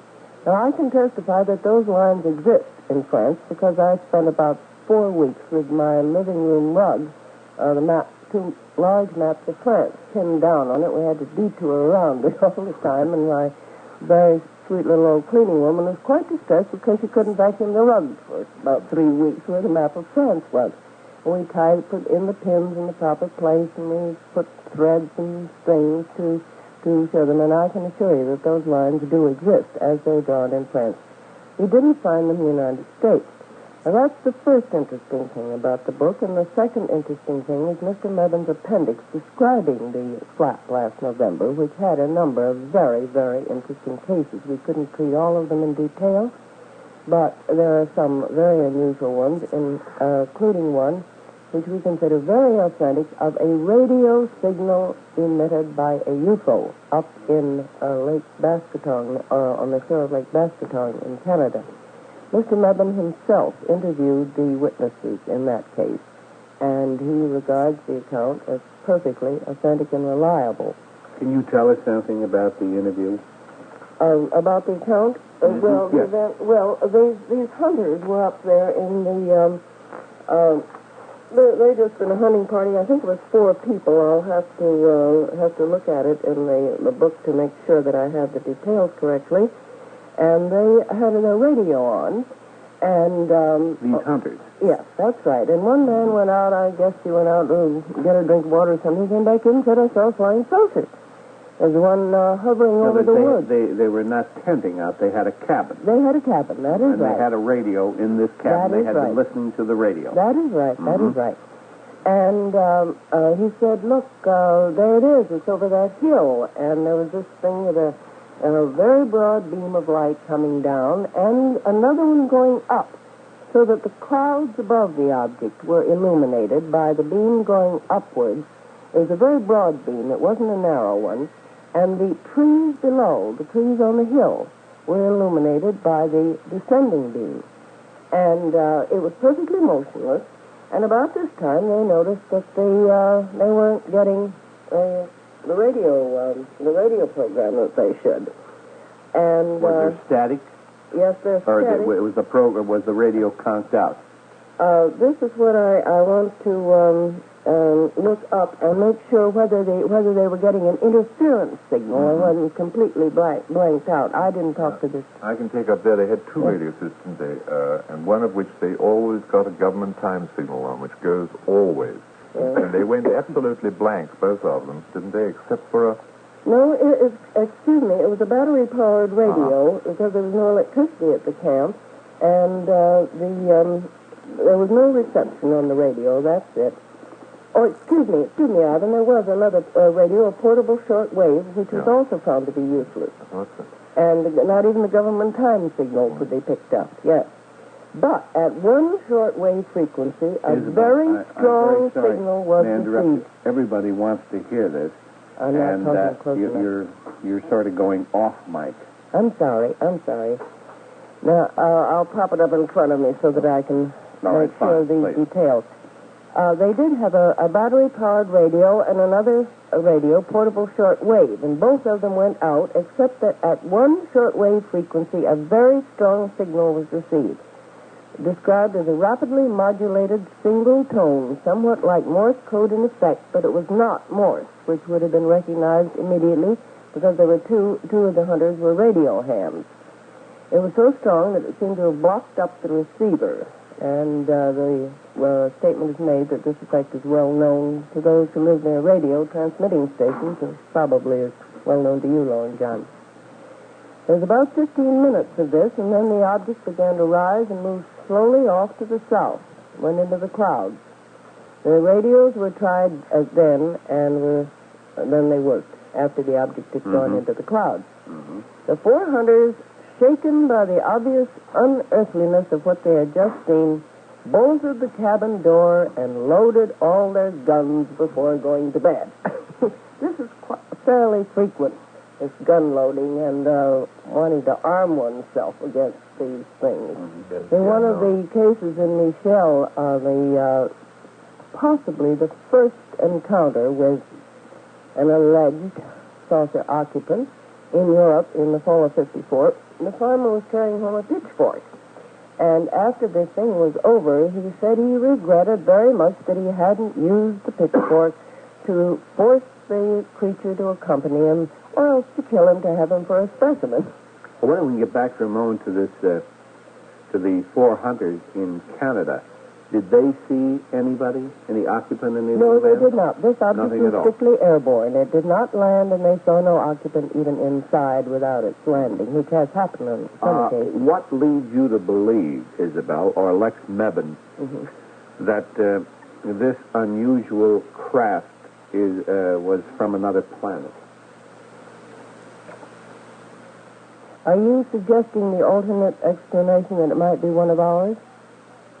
Well, I'm really not. I'm just thinking at the moment. I mean, I know nothing about the story. I've read it too, but I know that our listeners possibly have the same thought in mind.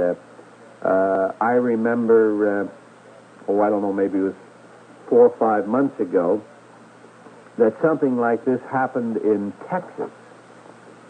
Yes. Where in fact, I spoke in Illinois. I spoke to a chief of police out there, or rather, a lieutenant of the Illinois State Police, on the beeper phone, and he told me that their equipment in the radio car conked out on them. They saw a bright flash of light, and he described this in detail. Now, I was just wondering, isn't it possible that this craft could be something that has been manufactured on this planet? Yes, in this case it could, because the movement of the object was slow. It was a hovering object, and I suppose you could say that there was there's a possibility there was some kind of an engine there that was holding it up.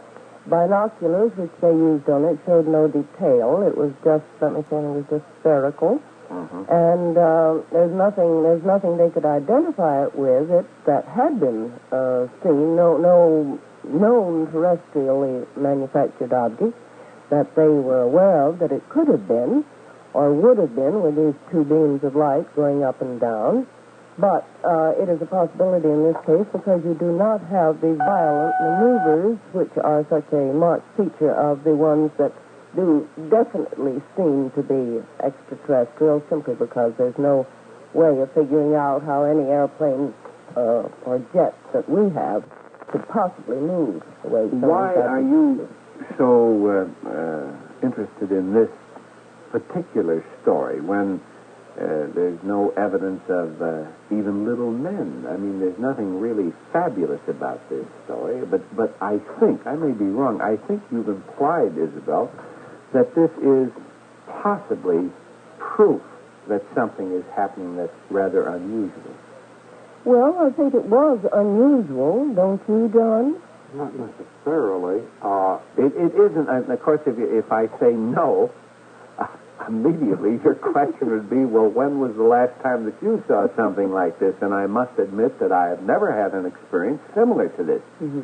But I've heard of a number of these situations. I've been told that they've occurred. Of course, on this program, I've been told so many things that it's pretty difficult to know what's what.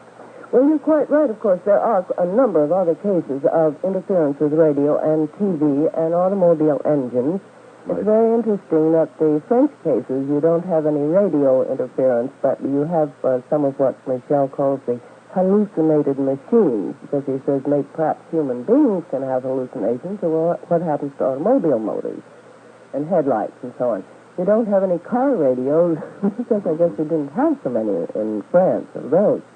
Well, I'm particularly interested in that case, not because it's the only one of its kind by any means, but simply because we happened to investigate this one, and we were, Mr. Nebel. Well, what is your conclusion?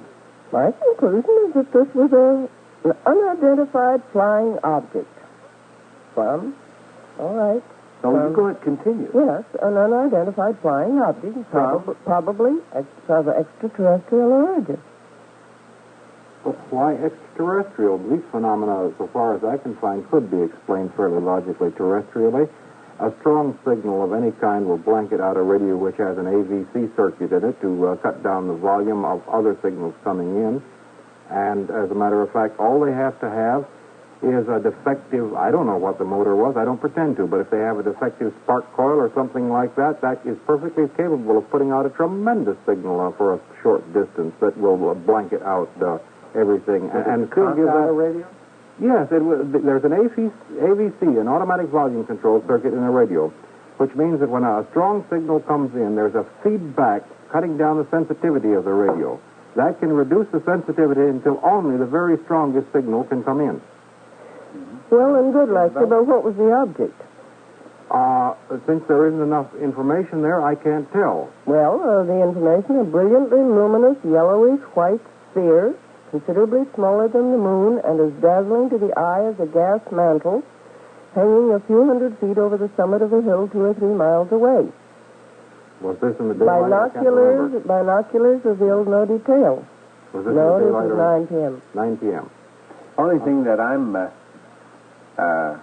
in enthused about is the fact that I have a tremendous amount of respect for Nebel, and I don't think that the guy goes off half-cocked. I think when he goes out there to investigate something, I think he does a thorough job of it. But he automatically connects this radio signal with an object seen in the sky, which is not necessarily the case at all.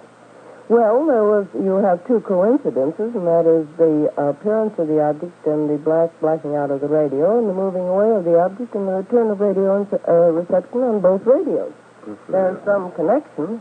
Or at least it isn't illogical to suppose there's some connection. Ivan, what does this sound like to you? Are you impressed with this particular sighting, this Canadian story? Not particularly. I'm particularly interested in the fact that in connection with an object which doesn't look like anything, that they weren't just hunters that we impressed upon. And nothing against hunters, but there are people of pretty high standing who were out on a hunting trip.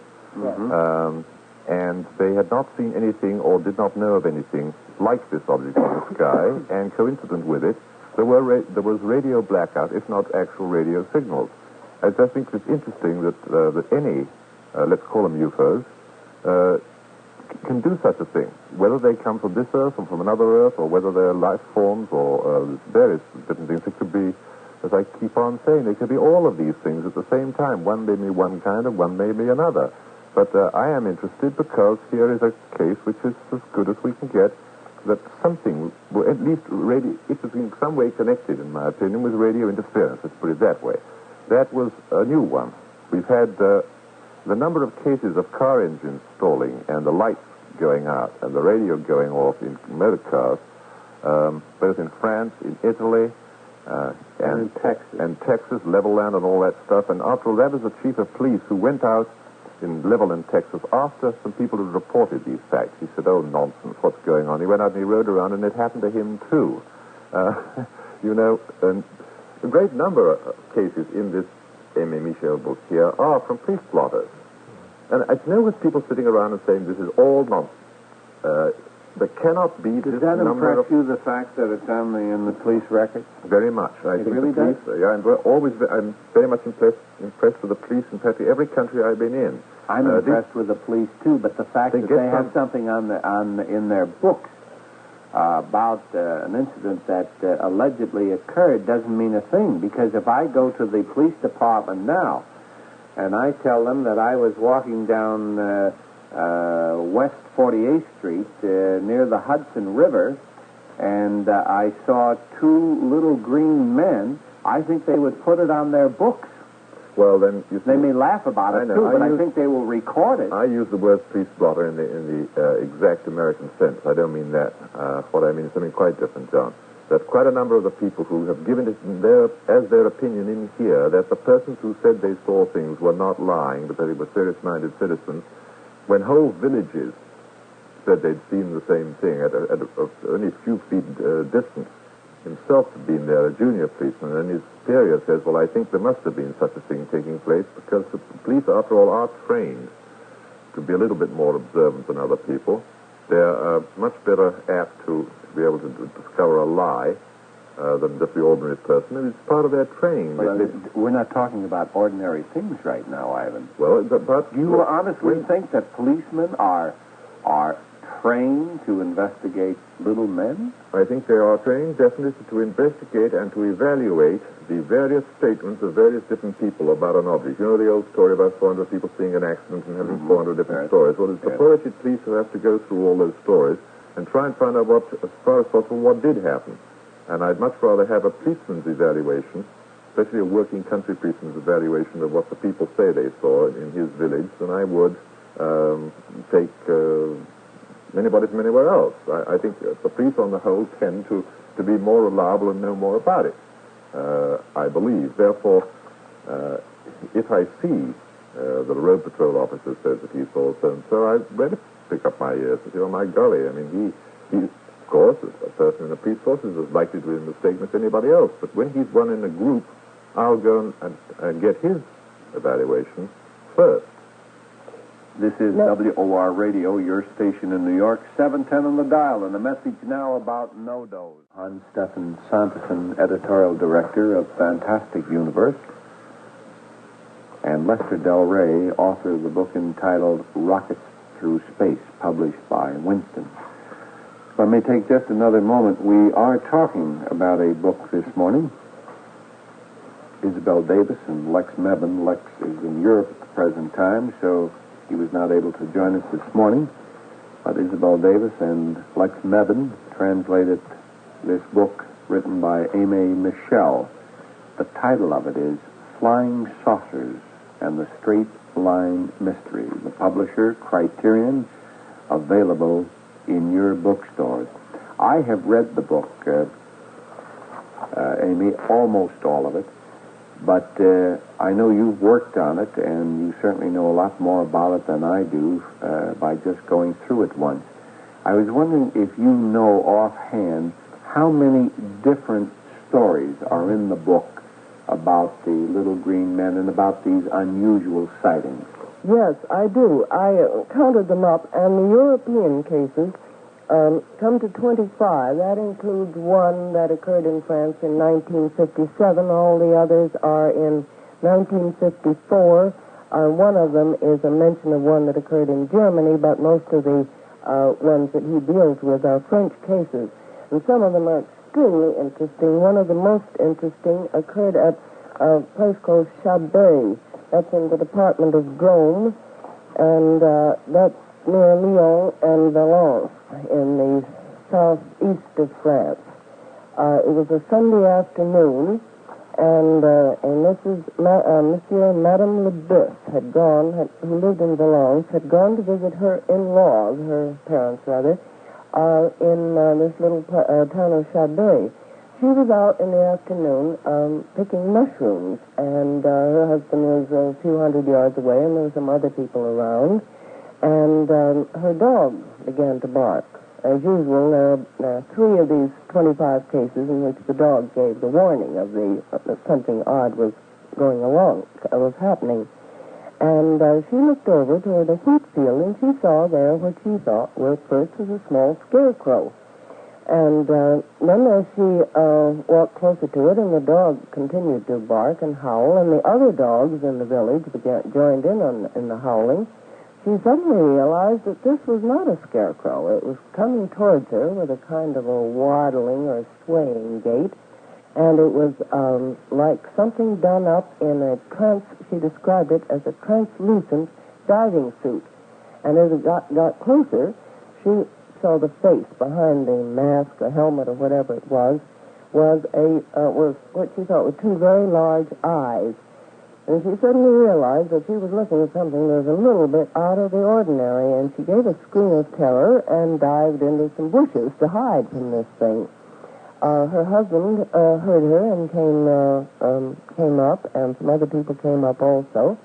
And the little creature then made its way to a circular, flat, metallic object that was resting some distance away in the wheat field, got in, and the object took off at a very low angle from the ground and went off into the distance very rapidly.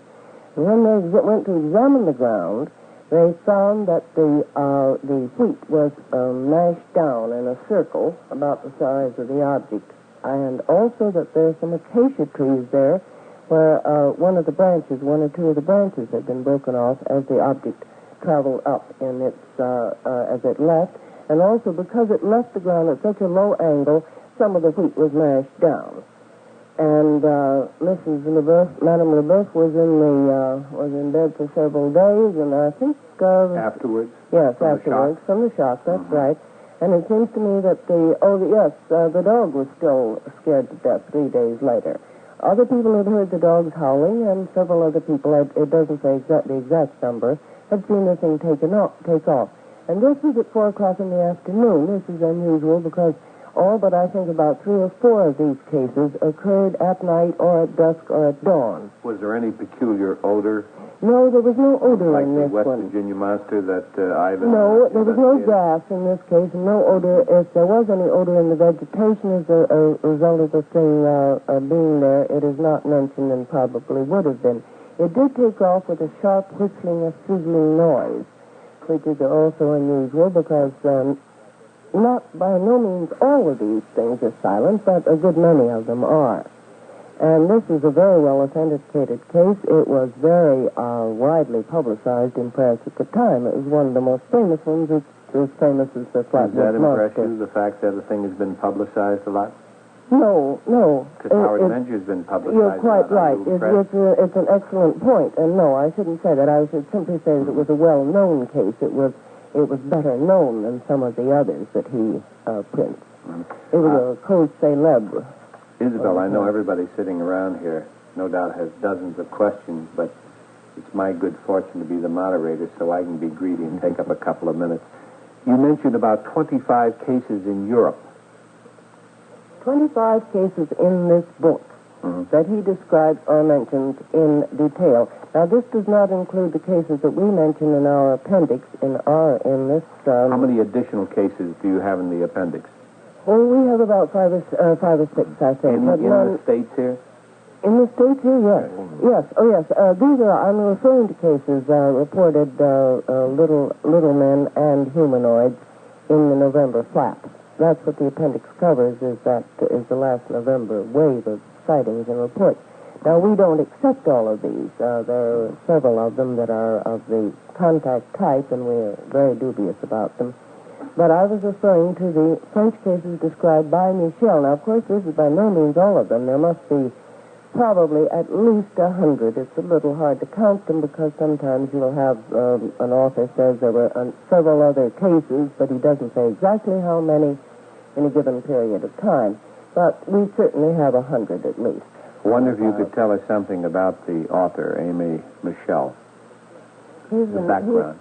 He is an engineer. What kind of engineer? I believe he's an acoustical engineer. He has made quite a study of this. As you know, he had another book out, The Truth About Flying Saucers, published 2 or 3 years ago. And he has been in quite close contact with a number of astronomers and so on. He's a technical man, not a theoretical scientist. It's quite Are there a number of French scientists and astronomers who believe in flying saucers? There certainly are. I don't know all of their names, but some of them have taken Would you say this is more prevalent in France than what it is in the States? Somewhat more so, yes. I believe that they are a little more willing to come out and express their interest publicly in France. I would get this impression from the book. Is this possibly why we have 25 European cases in the book? Because the scientists there's more believers there?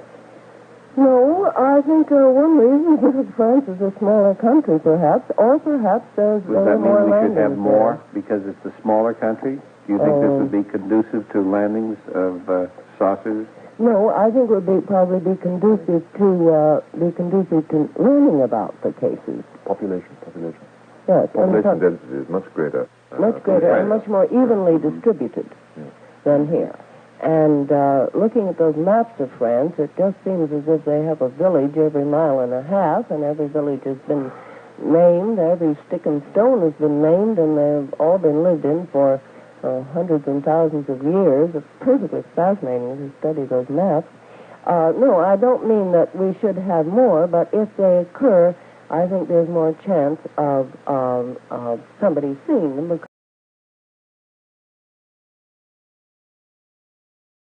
This country. Isabelle, I want to ask you a question that's been on my mind for some time. As I say, I've never had really the opportunity of talking to you for any length of time. Usually we've had a large group around, and you were not the main guest those particular times, and tonight you are. I would like to ask you this. It seems to me that you certainly are implying that you do, in fact, you actually made the statement in answer to a question that I raised early this morning. You do believe that there are little men. We're using that as a term. It's possibly the wrong term, but I think our listeners will understand what I'm referring to. You believe that there are little men arriving in this country and other countries, and possibly they come from other planets. If this is true, and I don't think, at least you haven't told me up to the present moment about any particular evidence that you have, I don't think that you have too much evidence to back up your belief. You're certainly entitled to it. But my question is this. If you believe in the possibility of the little green men, or rather the little men arriving here, why is it that you don't believe the Menger story? Why don't you believe, usually I have a list of 40 to throw at you, but let's just take one, or any of the contactee stories. Why don't you believe those? This is a very interesting question, and I'm extremely glad you asked it, because there is just no comparison between the two types of stories. If you take them as a group, you will find... You can take them as individuals if you want. You're welcome to speak but your piece. I have studied them as a group and individually, and also I have studied the Little Men reports as a group. Now, let me tell you a few of the ways in which they're different.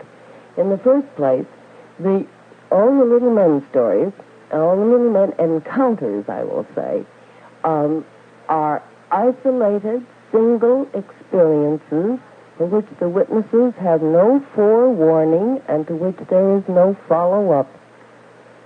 This is in contrast to the contact cases, where many of the contactees claim they have been contacted repeatedly. And many of them report that they have premonitions, or they have desires to be contacted, or they have a strange impulse to go out on a hill, and sure enough they go out and there's a saucer in the Space Brother to talk to them. You're referring not to intuitions, but to telepathic communication. This is what we're told. And so sometimes they will just say that I had this strange urge, I felt I must go there. Now, this doesn't happen to the people who meet little men. It comes to them as a bolt out of the blue for which they're totally unprepared. Mrs. Simmons, who was driving along a road in Georgia with her husband at night, and saw ahead of her, what was it she thought those were to begin with? I forget. Anyway, it was a group of 4 little men, and she had just barely had time to swerve the car to pass them so she wouldn't hit one of them. And her husband woke up. He was asleep in the front seat beside her, and he woke up because the swerve was so sharp and sudden, and he wanted to stop and go back. And she said, no, I wouldn't go back for the world. She was terrified. This is another way in which they're different. With very few exceptions, the people who encounter little men are frightened. They're frightened out of their wits. And in the famous Hopkinsville case, where I personally talked to a number of the people who had investigated the story after the report was made, every one of those skeptics said one thing, and the people who didn't believe this story for 1 minute, as one woman skeptic expressed it to me, she said, well, there's no doubt about one thing. She said, those people were scared green. They don't want any repetition of the event. They aren't like the contactees who go out and hope that they're going to meet their Space Brother friends again. They wish the original experience had never happened. Isabelle, I think I'm asking questions that possibly some of the 8 listeners would have in mind, too. Why does this make it more legitimate? Because the person is scared instead of happy about this unusual experience. Why do you feel... If I called you up some morning and I said, look, I just saw a little man, I'm frightened to death, Isabelle, I don't know what to do, why would you believe that? Rather than if I called you and said, you know, I had the pleasure of going to Mars in a flying saucer, and Isabelle, it's a fantastic trip, I'd like to tell you about it. Why don't you believe that story? Well, I think there's a basic, one can talk about the laws of human psychology, but one can certainly point to a good deal of experience, and that is a good deal of observation, and that is that the thing, the person, the creature that is different, that doesn't look like anything we have ever seen before, arouses alarm. It's the outlander, the stranger, which goes back to the days of the tribal organization, and the man from across the hill, the neighboring tribe, he was a menace. You'll find it even in a business office. The new man comes in to be the manager, or the secretary, the president's new secretary, represents a menace. It's a new, different, strange person. And these creatures that are from outer space are intelligences, powerful, able, capable, obviously technically far beyond us, seems to me that it's very natural that they would be, that fright would be aroused, especially if we accept the reports of the way they look and act, which are just different. They're just different. They're unearthly. Now, that isn't answering my question, I don't think. Well, repeat, go on with your question. Well, in other words, I want to know why you feel that if a person has been frightened by a very unusual, by a very strange-looking little man, why you are willing to believe this is legitimate, whereas if somebody reports to you that they saw a person with long golden hair and golden eyes and it's a Saturnian and they came down in a saucer, why don't you believe that? Why must life on other planets be different than what it is on this planet? Well, it's pretty different on this planet, too, you know, and it seems to me... Well, we are told by the Space Brothers and their human friends that life's everywhere in the universe. And remember, they claim to have been everywhere in the universe. They claim to be complete travelers. They claim to always tell the truth, and they claim to have perfect memories. And they say that nothing is really very different, that everybody looks about the same, and that man would be able to breathe the air of any planet in the universe if he lived right. Now, this is a picture of the uniform universe, which doesn't satisfy me. Why is the Earth this little island of extreme diversity in a universe otherwise populated by handsome, blonde Nordics with page boy hair bobs? I don't understand it. I mean, this doesn't make sense to me. Is everything so different here and everything so alike elsewhere? I kind of go along with you, but after seeing this cardboard drawing, this cutout that was made by Lex Mather, I'm sort of frightened. I'd rather see these fellows with the long golden beards and the long hair. I mean, I think they'd be more pleasant. So would Howard Menger. So would all of the believers. This is one of the reasons why these Space Brothers are so popular. Because as we stand on the threshold of space, with the possibility of encountering alien intelligences superior to ours, there's a deep-seated fear in human beings, I can quite understand it, of what these people are going to be like and how aren't they going to be a menace to us. Now, when you turn them all into very handsome, beautiful people who are very much like us and very kindly and benevolent, you humanize them. You take the threat away. You draw the sting of the alien spaceman. And, of course, this is a much more popular thing than the strange little men whose behavior and actions whose appearance and behavior are so mysterious. I think this is quite comprehensible.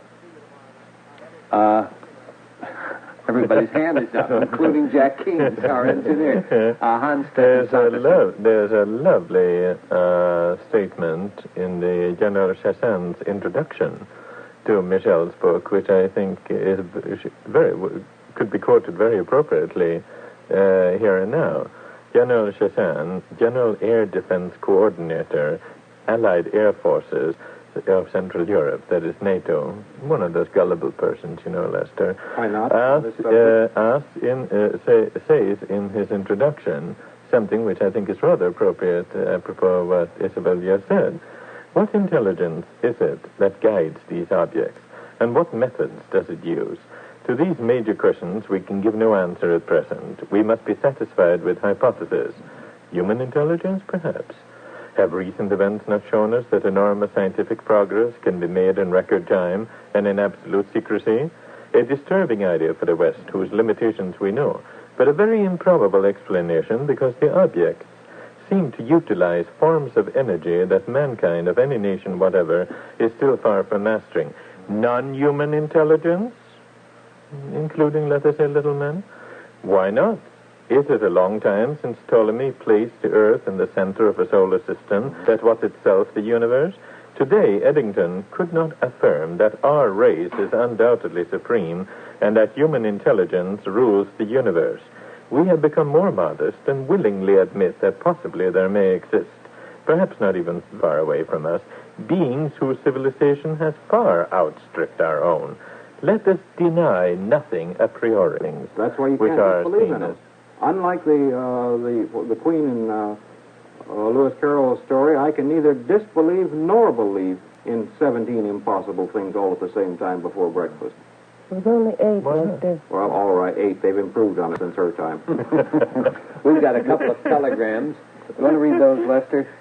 Well, you want to get them ready, and I'll take a moment to take care of a little business first. This is WOR Radio, your station in New York. Long John with the party line. How long have any of you been in contact with these little objects? What do they eat? The point there, just a moment to say this, that water is a very rare substance probably in the universe. And there would seem to be some attraction, I believe, between water, especially pure water on the surface of this earth, and these little fellows. I don't know what they eat. I don't think anybody's ever suggested. No, there's never been a case reported of any food being consumed, and there are perhaps half a dozen of the water cases. I have never counted them up. Ben, there's one. Would you mind reading that one, please? This is from Hackensack, New Jersey, the center of culture. Long John, enjoy your programs as a rule. Tonight, very enjoyable, sedate, and peaceable. Thank goodness the belligerent, ill-mannered, and ill-tempered Ben is absent. Good thing he didn't carry a gun last night, or on other appearances on your show, he'd have more in the graveyard than the subject discussed on last night's show. Signed, Taz Blakesley. Thank you, Ben Isquith, for reading that telegram. There's another one. Would you mind reading that one? I have a fan, too. This one's from Hackett'sville, New Jersey, signed Howard Lawrence. Semantizing shrimp is lousing up works. Throw him out by his black beard, and night will hold ray of hope again. On with the little green buggers from the Reynolds assembly line. Made in Detroit. Well, I have something here that Howard Lawrence. I think you'll be happy to hear this telegram, Isabel. We have a fan for you, too. Well, how nice. Read it. The lady slowly. is telling the truth. Little green men have been seen by Sir Conan Doyle, Arthur, and also stated in Irish folklore. The person that sent that telegram, your fan, Isabelle Davis, the Mystic Barber. The number is Taylor 78498. Well, all I can say is life has little more to offer. This is a climax which I will never transcend, I'm sure. Where is she? I have not lived in vain. Don't you think that's so? I agree, Isabel. Isabel, we're going to have this laminated for you so you may have it. Oh, yes, I want to frame it. I have one from one of my favorite cities of the United States. Oh, Ben will love this. Philadelphia, from Rob Roy Hunt. I have had life forms photographed also. I come from the planet Earth. I was photographed recently. I consider myself to be a life form and to broadcast. That's Ivan's point. I think that's nice. My point. No, it's John's point. Don't be too sure. Ah, yes, here's one I'd like to answer, John, if I may. It's from Garrison, New York. Our friend M. Belcher. All Western Union operators are on the job. Stop. Sensational. All of them? Don't any of them ever sleep? But you don't answer my questions. Among the elements, are any equal? One answer. If not, why expect it of man? Answer. I am listening. Well, Mr. Belcher, all I can say is you haven't asked the question yet. You said, among elements, are any equal? Equal to what? Equal is an arithmetical term, not necessarily applying to physical things. You said equal. I trust that what you mean is, are they similar to a point of almost exact similarity, in which case, of course not. That's why they're separate elements. But on the other hand, since a man contains quite a few of them, how could he be equal to anything either if they aren't equal? This is one of those meaningless questions which sounds very beautiful but cannot be answered. I shall not try to answer it now or later. M. Belcher. Mr. Belcher, I think he's the president of Canadian Club. Belcher. Pinpoint Club, yeah. Another from Mr. Belcher. My third message tonight. Western Union operators on the job. Comforting thought. They take my messages. Nice. You ask for questions, you don't answer mine. Why not? You haven't mentioned Charles Fort. Why not? Fort was mentioned about 4 times this morning. Ivan, did he mention us? Charles Fort? I mean, this isn't equal. No, it's not equal. But are you only blind flying on a saucer? You don't answer questions. Why not? Sincerely. And Belcher. Well, I think you have now answered that, and I think Mr. Fort has been mentioned, and I hope he may be mentioned again before the end of the evening. may I ask Lester another question? Lester, I don't know if I've asked you before, what is the difference between a duck? Well, they're convergent, you see, on certain planes. There's an answer. There's none. Both legs is each alike. All right. Do you know the civil service question? How far does a dog run into a wood? There's an answer to that, and you can get in or out of the civil service on it. Oh, it runs halfway into the wood, because after that point is running out of the wood. Well, no, that does make sense. Which country's civil service can you get into on the basis of that question? The American civil service.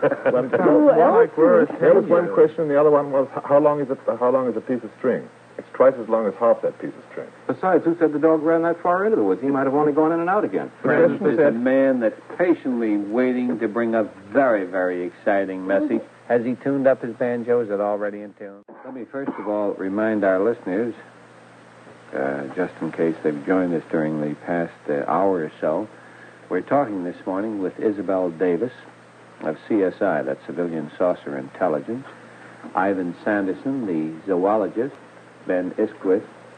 Ben is the cybernetician, Hans Stefan Sanderson of Fantastic Universe, editorial director of Fantastic Universe, and we have with us Lester Del Rey, the shrimp man with the beard, according to our friends in Hackettsville, New Jersey. The semantizing shrimp man. That's right. And his mother came in, Evelyn Del Rey came in with him tonight from their home. Hans, you had something you wanted to add in before the coffee break. Yes, I had one or two points. One, I want to correct a record. Isabel actually has 2 fans.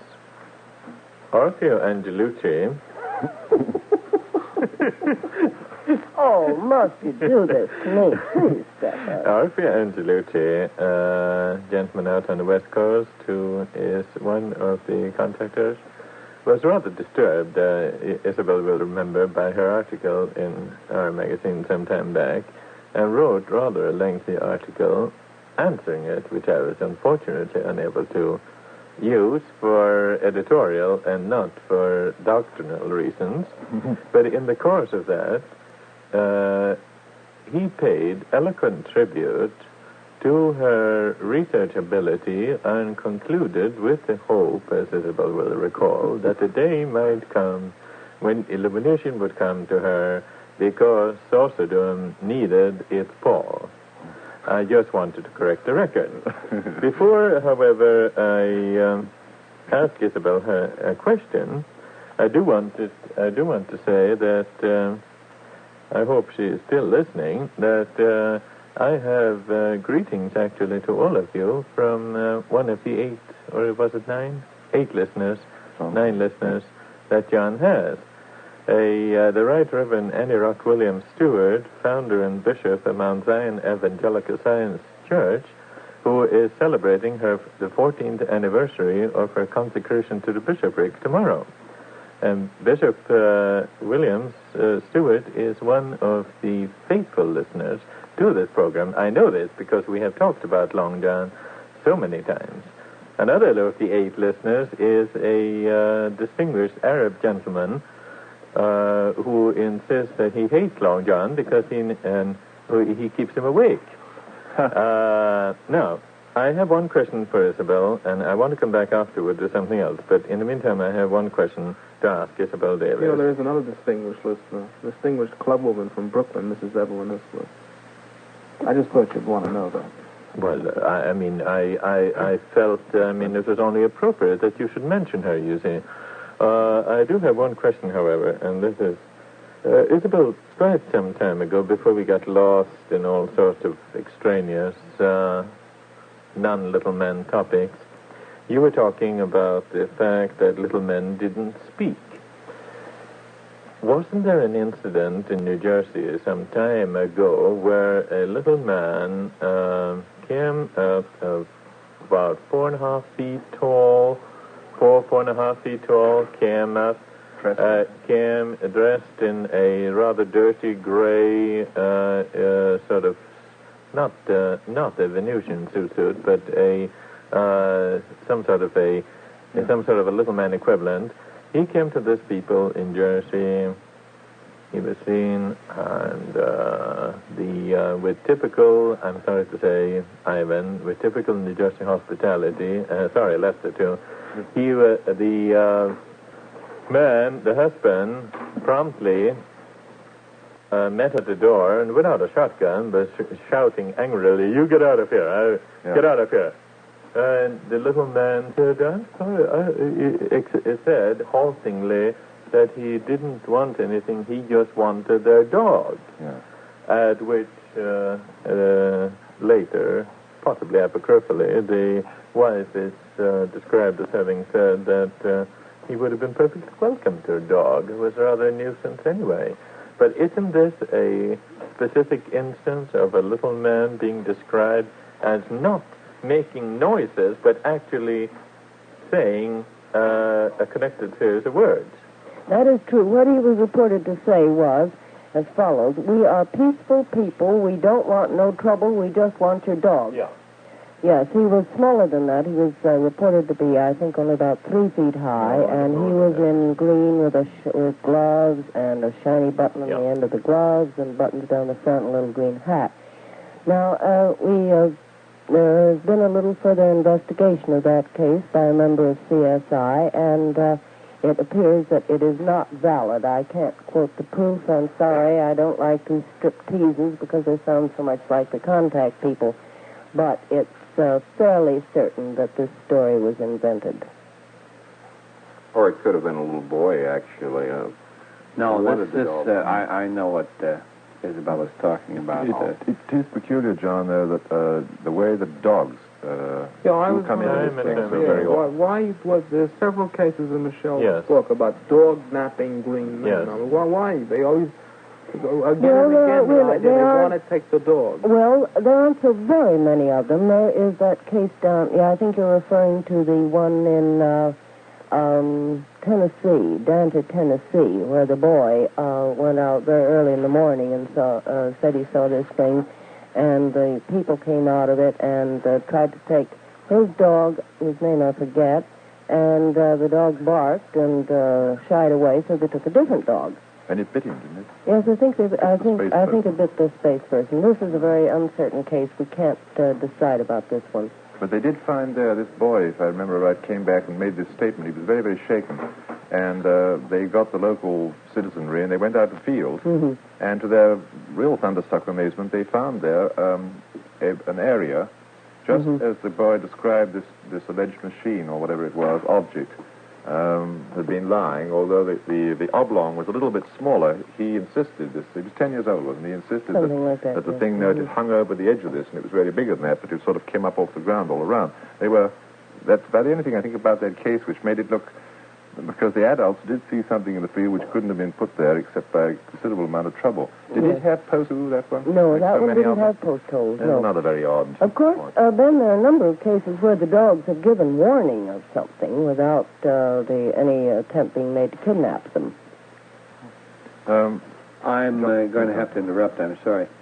Imagine that J. Robert Mantler and our good friend Dave Fields, that they will be with us in a couple of minutes. They evidently are down in the corner of the room that's been allotted to me, and I have a soapbox and a couple of other fine pieces of equipment that I'm setting up for my office.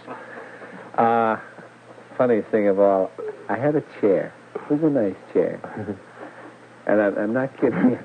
I put it in my office last night. Tonight I came back. The chair is gone. Somebody gave me a box. You know where it went? Well, I have to find it, because I had my name on the back of it. So I'm going to buy a chain, the regular bicycle chain, and I'm going to chain it to the radiator. If I possibly come back and the radiator will be gone. Cheer up, John, because I know a gentleman I can introduce you to, and you know his name very well. who was a vice president in a certain large radio and television network, and he came one morning and his office had gone. His secretary's office and all the furniture, they'd torn the whole center of the building out and it had gone. He also received his severance paycheck when he went downstairs. Maybe my check is there. Who knows? When they change the lock on the door, John, that's the time to get it. Haven't got a door. They just take the chair away now. The touch of Eddie Haywood. Saucer Intelligence. Miss Davis and Lex Mather translated the book by Amy Michelle entitled Flying Saucers and the Straight Line Mystery. It's published by Criterion. Ivan Sanderson, noted zoologist, is with us this morning. Hans Stefan Sanderson, editorial director of Fantastic Universe, is with us. Lester Del Rey. Mr. Del Rey is the author of the book entitled Rockets Through Space, published by Winston, and Ben Iskowitz, the cybernetician. Our engineers, Jack Keane and Russell Tinklepaw. Ben? Well, in going over Michel's book, I was very interested in this idea that he put forth of orthotony. The idea that a number of these saucer sightings, that if you put them on a map, particularly on the French map, when you get them occurring in certain time intervals, that they all seem to fall more or less in groups of 3, making a straight line. Not all of them were 3. There were some that were 4 and 5. 9 was a lot. Yeah. 9 in a straight line. And he goes on and calls these orthotenic lines. And then I seem to get the idea that because this has happened in the mapping of these saucer sightings, and because he comes out in the statement that this is beyond mere chance, that a significant number of these sightings that occur more or less in the same time interval should fall in a straight line, that these things are somehow real, or there's a pattern or a guiding intelligence to the way these things are operated, and that you could not get these straight line alignments by mere chance, which is something I don't understand. And then on page 257, which I understand is Mr. Mebben's contribution, or part of it, to the book, there is some sort of mathematical explanation of this orthophenic line theory, which I don't understand at all, and I'm quite at sea, even to the type of notation used. Was this from Michel's notation, or is this Mr. Mebben's? No, this was worked out by Mr. Mebben, and here I simply have to resign. I can't remember a time when anybody who wrote a formula or an equation on the paper, my knees just didn't start knocking together, and I went completely blank. Particularly a split level thing, as n over 2. E equals mc squared I can just barely face, but everything else daunts me. I wouldn't even attempt to explain the mathematics of this. This is not Michel's at all. This is Mr. Mebben. No, Michel has a section on the probability, but this section in the appendix, or the table, the probability table, is Mr. Mebben's work, and he is a very lucid explainer, but he can't make me understand formulas and equations, and I'm sorry you'll just have to wait and talk to him, because I wouldn't undertake to try and clarify this point. But it is quite carefully worked out, I know. He's a meticulous worker. Oh, I wish the terminology was more familiar. He'll be back. He'll be back at the end of October. Maybe that explains. Maybe meticulous, but I don't think he defined his terms very adequately, because I was not able to follow it either. Well, the section is so terse and so sort of packed that maybe a lot of the explanatory statements were sort of completely condensed. It's I really wish there had been some sort of explanation of the terminology. This is typical Nebel. Oh, I see. Well, I'm sorry. You'll get it as soon as Lex comes back. Yes, I wish you would ask him, because I know that it makes sense if he explains it, but he does tend to write very compactly and very succinctly. Yes. And but please don't assume that it is not valid simply because it's written in too compressed style. Does its validity have any importance here, inasmuch as he indicated that he did not come out with orthotenic lines himself, whereas the main body of the book does at least give some examples of them. It seems to me his appendix was simply an attempt to use the same methods in America and did not completely succeed on the sightings he had. Cannot establish either one way or the other whether there are orthotenic lines in the United States. In the sightings of November 6th, we selected that date because that was the date for which there's the largest number of sightings that could be plotted with considerable accuracy. There were other sightings besides the ones listed there, but they were so far west that it would have involved, but only 3 or 4 of them, but way out. Yeah, well, the thing about the orthotenic theory is that, and tying it up somehow with the idea of little green men or extraterrestrial life. Please, not green. Little men. He's not gray. Greenish gray. These not men, humanoids. These colored little men, androids. Various colors, these humanoids. Mm-hmm. The idea is that, say, for certain kinds of plottings on a particular day or sightings, if you plot them out, you get a straight line. It would somehow seem to me that this is not indications that this is some sort of life or intelligence guiding these things, because I would imagine that, say, the plottings of various airplane sightings on a particular day would give you all sorts of different kinds of curves and angles and all the rest of it according to the various routes and inclinations of the pilot and all the rest of it. Whereas if you find something that more or less travels in a straight line and is sighted along a straight line, it's something quite inanimate that is traveling that way.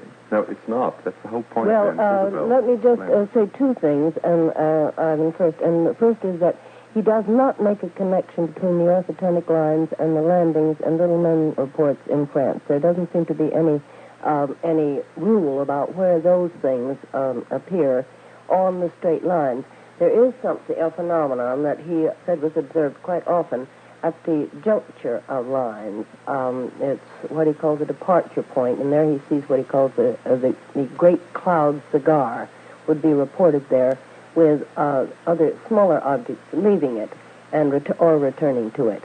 The so-called mothership. That is, yes. Well, let's not use that word either. But it is, in a sense, mothership and baby ship. And, but there is no connection that Michel points out between the little men cases in France and the orthotenic lines. Incidentally, it's very interesting that in his first book, he was extremely suspicious of all reports, and he is still very suspicious of the contact reports. He does not accept these at all. But he brushed off. He's downright rude. All right. Yeah, particularly the American ones. But in the first book, there had been a few reports of little men even then, and he didn't buy any of those at that time. Now, in this book, he at least reports them, although I think he's very, very cautious about about committing himself on them. I think I would like to clarify here as more of a publicist than anything else. I think practically nobody, if anybody, on this program so far, and many people who read the book don't understand that when Michel is talking about these orthotenic lines, and we haven't explained what orthotony means in the first place, so let's leave that out for now. Most people think that if sightings of an object are seen along, say, 9 points that make a straight line, that something whizzed overhead, and at first one person saw it, then another person, then another person, another person. Actually, the thing was traveling in a straight line. It's not that at all. His orthotenic lines are lines along which sightings are seen at different times out of order. Maybe the third one up the line from the bottom was first, and maybe several hours afterwards the first one. Then perhaps the 8th one, then the 7th. In other words, these are lines laid out by some form of intelligence. Now, I'm going to have to throw a bombshell in here. Isabelle, you don't know this. We haven't had time to talk. When I first got deeply interested in ufology, it was about 30 years ago. But when I got, after the Arnold thing here, I got greatly interested in it. And being a biologist, I've always been particularly interested in the theory that some UFOs, as we would call them, could be life forms, non-intelligent, i.e., animals or not animals at all. No, a life form, another form of life which feeds exclusively on energy. Plants feed half on energy and half on matter, and animals feed on matter, which would live either in space or in the upper atmosphere. Therefore, I was very interested to see if their behavior fitted in any way with the behavior of animals. I'm an animal behaviorist. That's my job, profession. And I started looking into it, and I found something which I showed to certain officials, and I still have it. There's a letter now in the air on the way to Aimé Michel in his own language on this subject. I think I've struck something, which I don't think he has struck yet. These orthotenic lines are very peculiar. They are straight lines following the great curvature of the Earth. the coincidence is too great for mere chance. Isabelle and Lex Mather and Isabelle Davis, they took catnip seed, wasn't it? And kept on throwing it, they say they kept on throwing it down, and then they saw how many of these little seeds they could join up precisely. And they found certain mathematical formula for the number of which would come up by pure chance. Now, these things in France are way beyond that chance. When you lay them all out on the map of France, you find they make open, more or less equilateral triangles, whereas the pseudo-orthotenic lines, which Lex worked out for this country in those sightings, are very long, sort of angular points that stick out like rays of a star. Now, what if the particular things that were observed in France, if they were life forms, would have a sort of sub-intelligence, like, say, a jellyfish. If they were machines developed by intelligent entities somewhere else, they are machines. But why would they be following these lines? Are there any lines like this on the Earth already? And nobody seems to have thought of the simple thing, which somebody thought of very long ago. Magnetic lines of force? No, sir. We have one kind of line, and that is radio beacons for airplane travel. I have imposed a map, an orthotenic map, from sightings underneath an ordinary aerial map for any pilot will use. And you can get almost exact coincidence in some cases. Here, whatever they may be that's coming here, or even if they're coming from this Earth, they will be using major nodal points where the radio beacons pouring out on a beam, which, as you know, the planes get into and they stick with it. And they go absolutely straight from one point to another. Now, towns are all laid out in triangles. You could look at 3 of them. And they will go. Now, you have Paris in the middle, for instance. And you have one going from Strasbourg, when I'm becoming Americanized, straight away down to Nancy or something like that. And you have another one going here from Reims across here to Bâle or something like that. And a large number of them will coincide at Paris. They do there. Then there are other places, in his maps, there are other places where cross-country routes will tend to cross a certain point on account of the way that the cities are laid out on the map. It's all by chance. But there are certain places where you will get crossovers. Now, it looks as if these things, whatever they may be, are using our lines of light energy of a certain kind. It's certain frequencies, you follow me? High-frequency radio energy. Yes, yeah. Maybe as a guide. And this curious business of all changing at midnight, do you know that they change their radio signals in some cases at midnight? They swivel it all. That's what I was going to bring up. Swivel it all around to a certain angle. And at that time, you find these things in this book, if you read this book carefully with an open mind. I mean, they try to get what Amy Michel is saying. You see that these things bumbling around in the sky, they're reported to come right down to the ground and suddenly make an angle turn and then go off. And then the next one it's seen, it comes down. It's sort of as if it's looking around to find out what new direction to take. In other words, we've got an already set up triangulated grid of irregular triangles on the surface of our Earth, which we're doing with a form of energy which can be picked up even by our simple instruments. And they might just say, well, we're going to map this thing. Let's go ahead and use that. That's very fine. We've got actual fixed points. This is all very interesting, but I don't see that it necessarily adds anything to the intelligence of the creatures. No, I'm not merely saying aerial phenomena of some kind. Surely, it could be. Well, what kind of aerial phenomena travel along lines of this type? Well, if you assume that they are riding beacon lines and so on, then you could say that it is easy to presuppose some kind of electromagnetic force that we don't know about to be non-sentient, as it is for us to presuppose its use by the saucer people, which has been presupposed. I agree with you 100%. I have personally never said that they're intelligent creatures from another planet, or that they're sub-intelligent, i.e. like a jellyfish, which has a degree of intelligence so far that it's organized, or that they are pure physical phenomena. That's why I'm constantly inanimate, in other words. I agree with you 100%. But whatever they are, whether they didn't have to put up orthotenic grid to start with, there's one there already for them to use. And even if they're ball lightning, which nobody can explain, they might follow those lines, and it might explain. What about? They yes, might. It's conceivable because what's the maximum duration of ball lightning? Nobody knows. Nobody knows what ball lightning is. But according to the picked a bad report, one then. Yes, you did pick All that right, well, let's one. take Very iron bad filings. one. Iron filings on a piece of, the old thing on a piece of glass with your magnet underneath. They follow lines. Curved lines. Look, Curved lines, all right. These happen to be straight, that's all. As long as we are making somewhat ridiculous suppositions in my book, let us assume one of the things which has been suggested as a ridiculous supposition by Monsieur Michel. He has said that that you might say that this was a hallucination. But if so, it must necessarily travel in direct lines by telepathy. Well, if you're going to assume something like that, then let us assume, while we're at it, that the radio beacon electromagnetic frequency waves are inducers or carriers of telepathy. You might just as well go that far and call the whole thing illusory. Why not? How do you know that it isn't so? I'm not saying I don't know. I do not know that it isn't so. I do not accept it, but I do not know that it isn't so. We have got an established phenomena here. If you're going to simply say that everybody mentioned in this book is all a liar, as I said at the beginning of the show, you can go ahead and do it. But I'm sorry, I just don't dig that stuff. I think there are too many people. No, I have not, by any means, nor do I intend That's what you're saying right now. No, I am not. All right, now we've got something going on here.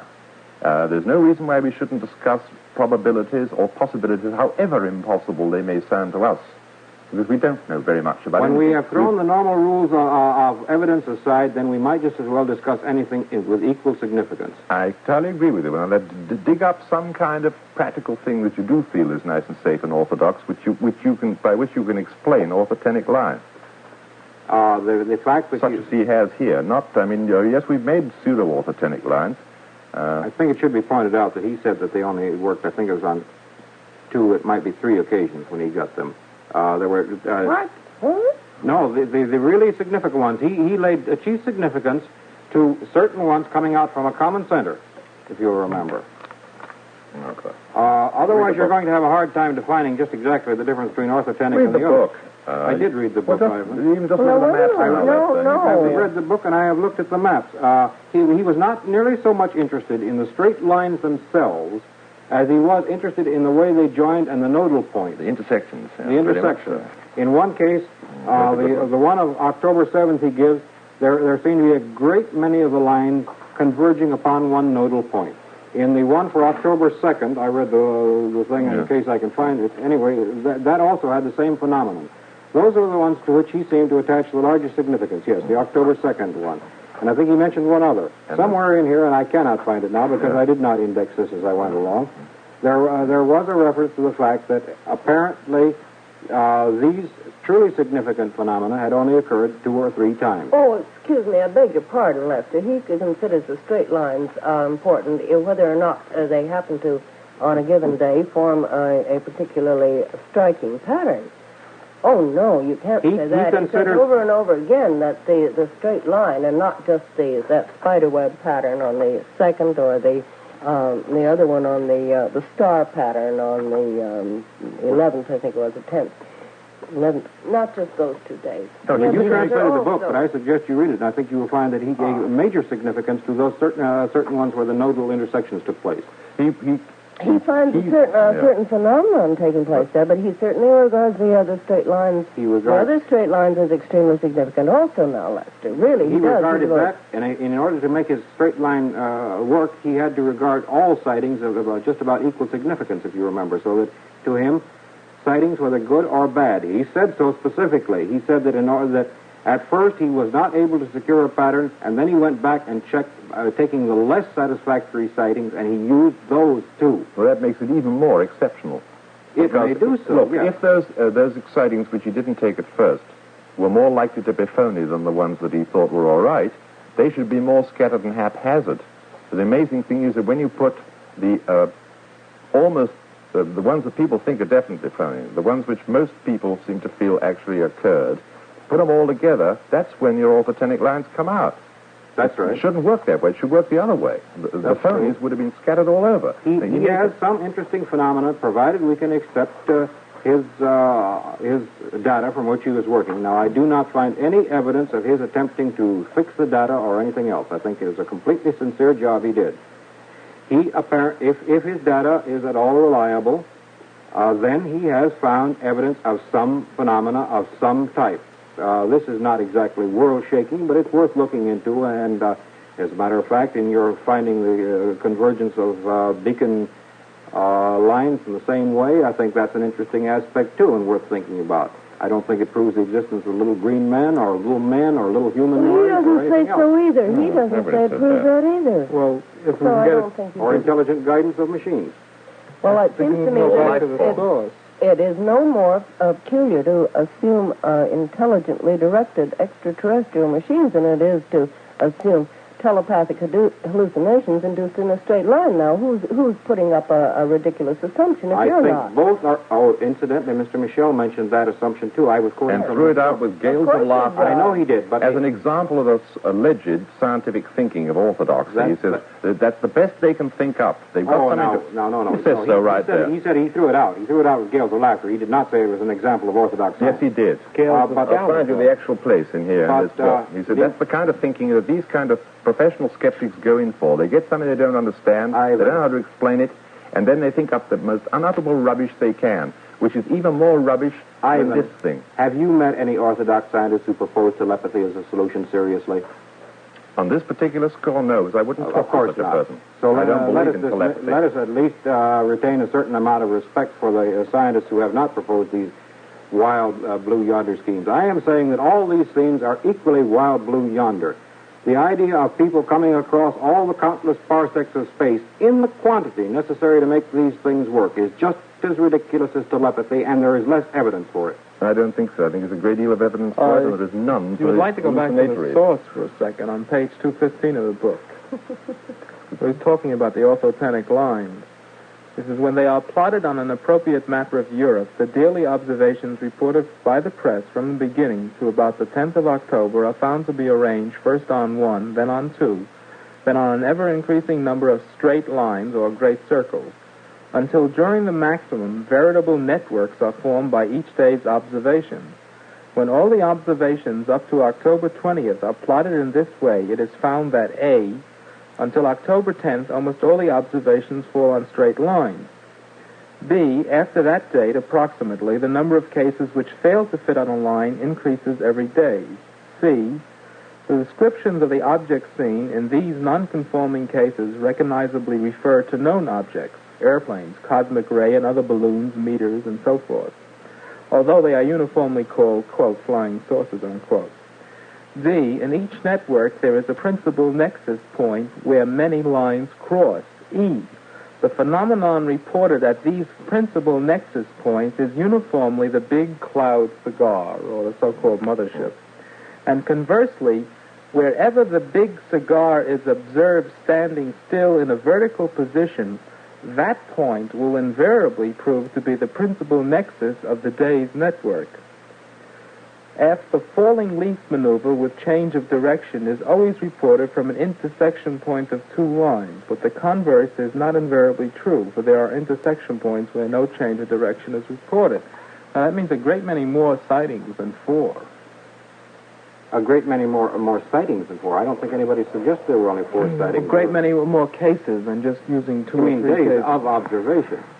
Days of observations and observations. Wait a minute, Lester was trying to make a point that he thought that Michel's whole theory was founded on these nexus points. I said he said that was the greatest significance to his findings, not the whole thing. Well, I thought it was one of 4. One was that they do form straight lines in a very short space of time, in a greater number of cases than ordinary mathematical probability would... well, that's debatable. That's one. That's debatable. That's one. 2, that you have these nexus points, and 3, that you have these parallelograms, these parallel lines. It's very funny that some of the lines in these maps, in quite a number of cases, come out parallels in addition to being part of a nexus and orthotenic lines, that they're exactly parallel. Now, there's one other thing we've all overlooked here, which I find profoundly interesting, and that is that they are orthotenic lines. They are not straight lines on a Mercator projection.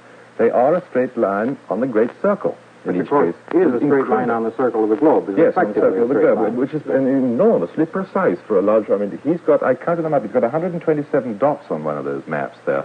And they were all within an extraordinarily short... all told, he reports something like 350 cases at least. that are in this book. I haven't really ever counted. Yes, 350 cases, because some of his maps involve 20, 30, or 50 sightings in one day. But there's one group of there are two of these got. Well, there's one map there that covers several days, because it's the three northern departments of France, to which he refers in several different places. But it's still interesting. It's still interesting, even if it covers 3 days instead of just one. It's peculiar that they should follow, or something people say that something happened, and where they say it happened precisely almost to the field. Well, you have suggested something, as a matter of fact, in your statement that they are radio beacon lines. Radio beacons are usually set up at certain points along travel airlines or things of that nature. They are set up at, one might say, communication centers. Mm-hmm. Where, in the name of the Lord, would you expect reports of sightings to be among people who have not yet caught up with this science fiction gobbledygook that seems to influence the little green men so heavily, more than at connection points? That's exactly where you would expect to find your sightings. Well, I don't know. Unless you get sightings the sides of the connection points, and the little green men don't enter into these He does not report them at other places. Oh, yes. Wait a second. Hold the phone. Connection points are for communication, is what I am talking about. Along those lines, those would be the main connections between centers of communication. Why? I mean, I don't follow your You do not, in other words, set up a radio beacon in the middle of France, in the least forward part of France. You set it up from city to city, don't you? Yes, but there are relay stations, and don't forget that those beams are set up and they're shot out at one end and received at another end, we'll say. But those beams will cross each other in many cases where there isn't any nodal point. The node is merely in the beams crossing. There is no dispersal center at that point. That's the funny thing about it. Have you checked that against your I told you, the letter is still in the air. It's a suggestion.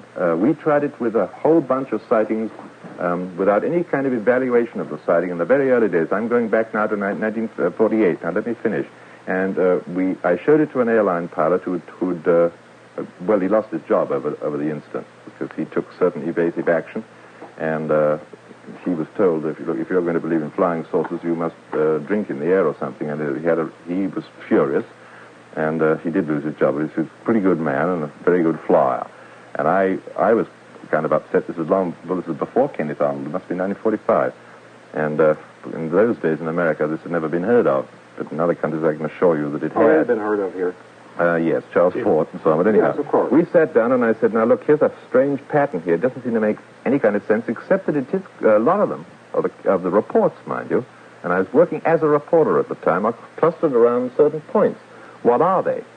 And he said, well, funnily enough, all those points are, of course, where we are putting out a great deal of electrical energy, power plants and so on. And he said, well, what's this one? Well, I subsequently found that isolated one happened to be an entirely unknown and completely secret atomic energy plant, which got me in a certain amount of trouble. They wanted to know how the dickens I knew. Well, I didn't know. I'd never even been in that particular state.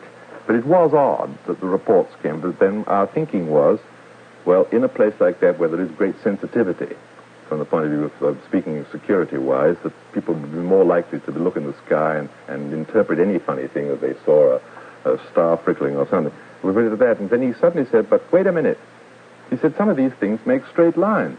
Well, I said, well, they tend to go along a line, and he said, I haven't been flying all over the United States all these years without knowing what those are. He said, if I want to get from Memphis to New York, he said, that's the line I would take. It's a darn funny thing that you got. Here we had, I think you saw the map, didn't you, Isabelle, many years ago when we first met. It was very crude and we didn't have enough, but we had over 200 alleged sightings, newspaper clippings. And there were great blank areas in the United States, and then there were these sort of channels where they lay, and then these clusters. And there was a double cluster where the channels crossed. But there were other clusters where they really were clustered, and those were places where they sent out these radio beacons. But it was not by no means precise. It wasn't absolute, you know. And I have, as I say, I've written a letter and I've suggested to Monsieur Michel that he might like to consider this thing and see if he can get any of his maps and twiddle them around and see if... Well, he would have maps of the radio beacons in France, wouldn't he? Oh, sure. You can go out and buy them anywhere. I mean, if you want to buy a paper club and you go with them, yeah. There's one thing that question then raised that, although I don't like to get away from the little men, I suppose you're familiar with the W. Allen Webb's analysis of the Martian canal system in comparing it with crack systems. I think that's very interesting, that the canals show the same percentage of junctures, that he calls junctures, as the railroad and airplane system. Yeah, any sort of, if the canals exist and if what certain astronomers claim to have seen are true, I mean, there's been a great deal of fights about that, but any sort of analysis of the Martian canal system cannot lead any sort of natural phenomena or explanation. They have to be Excuse me. Wait a minute. There is a publication just come out in, it was reviewed in the Royal Geographical Society's journal. It originally came out in Geo-Times, I think. Isn't that the publication of the Geophysical Union of the United States? Geo-Times? Geo-Times, I think it's called. It's a fairly small publication. A beautiful piece of work.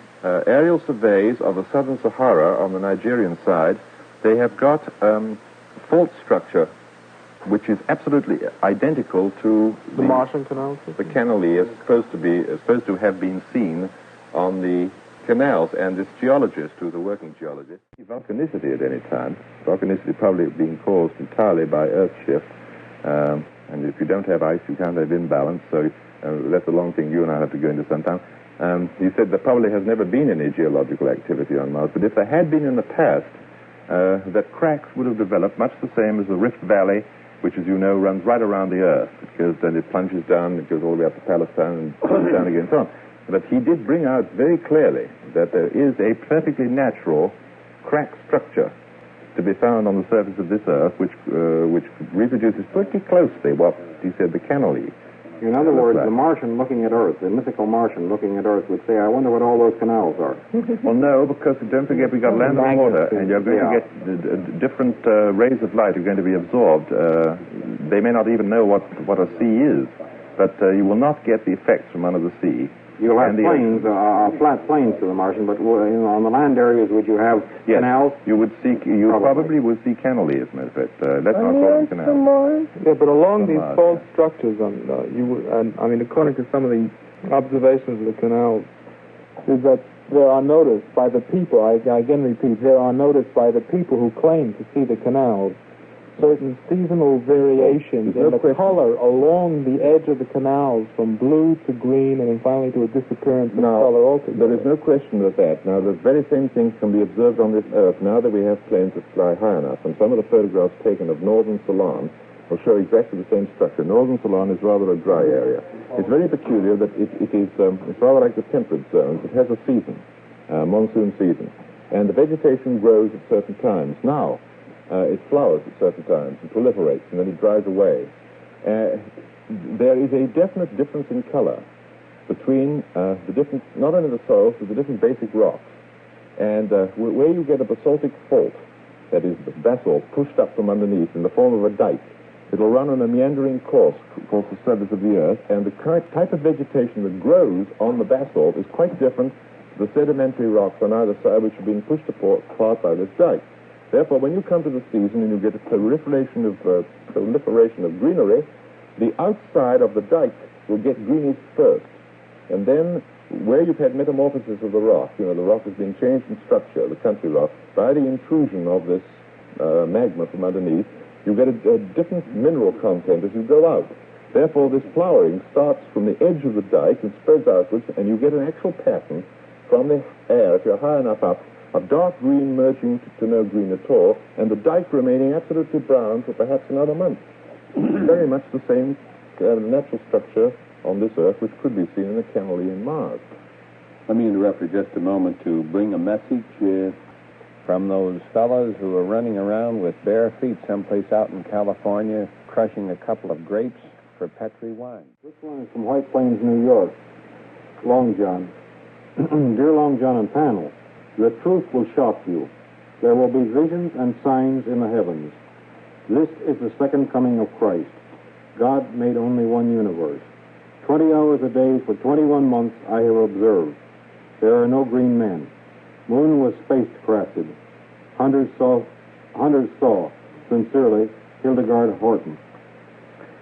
Here's another telegram from Valley Stream, New York. I'm tired of your panel discounting UFOs. I have seen flying saucers. Am willing to be interrogated or would appreciate being on your panel. Bill Farrell, Locust 10497, Valley Stream, New York. Locust 10497. I can only say this to Mr. Farrell in commenting on his telegram. We certainly appreciate his generous offer, but we have never made it a policy of interviewing people who have seen flying saucers. We are primarily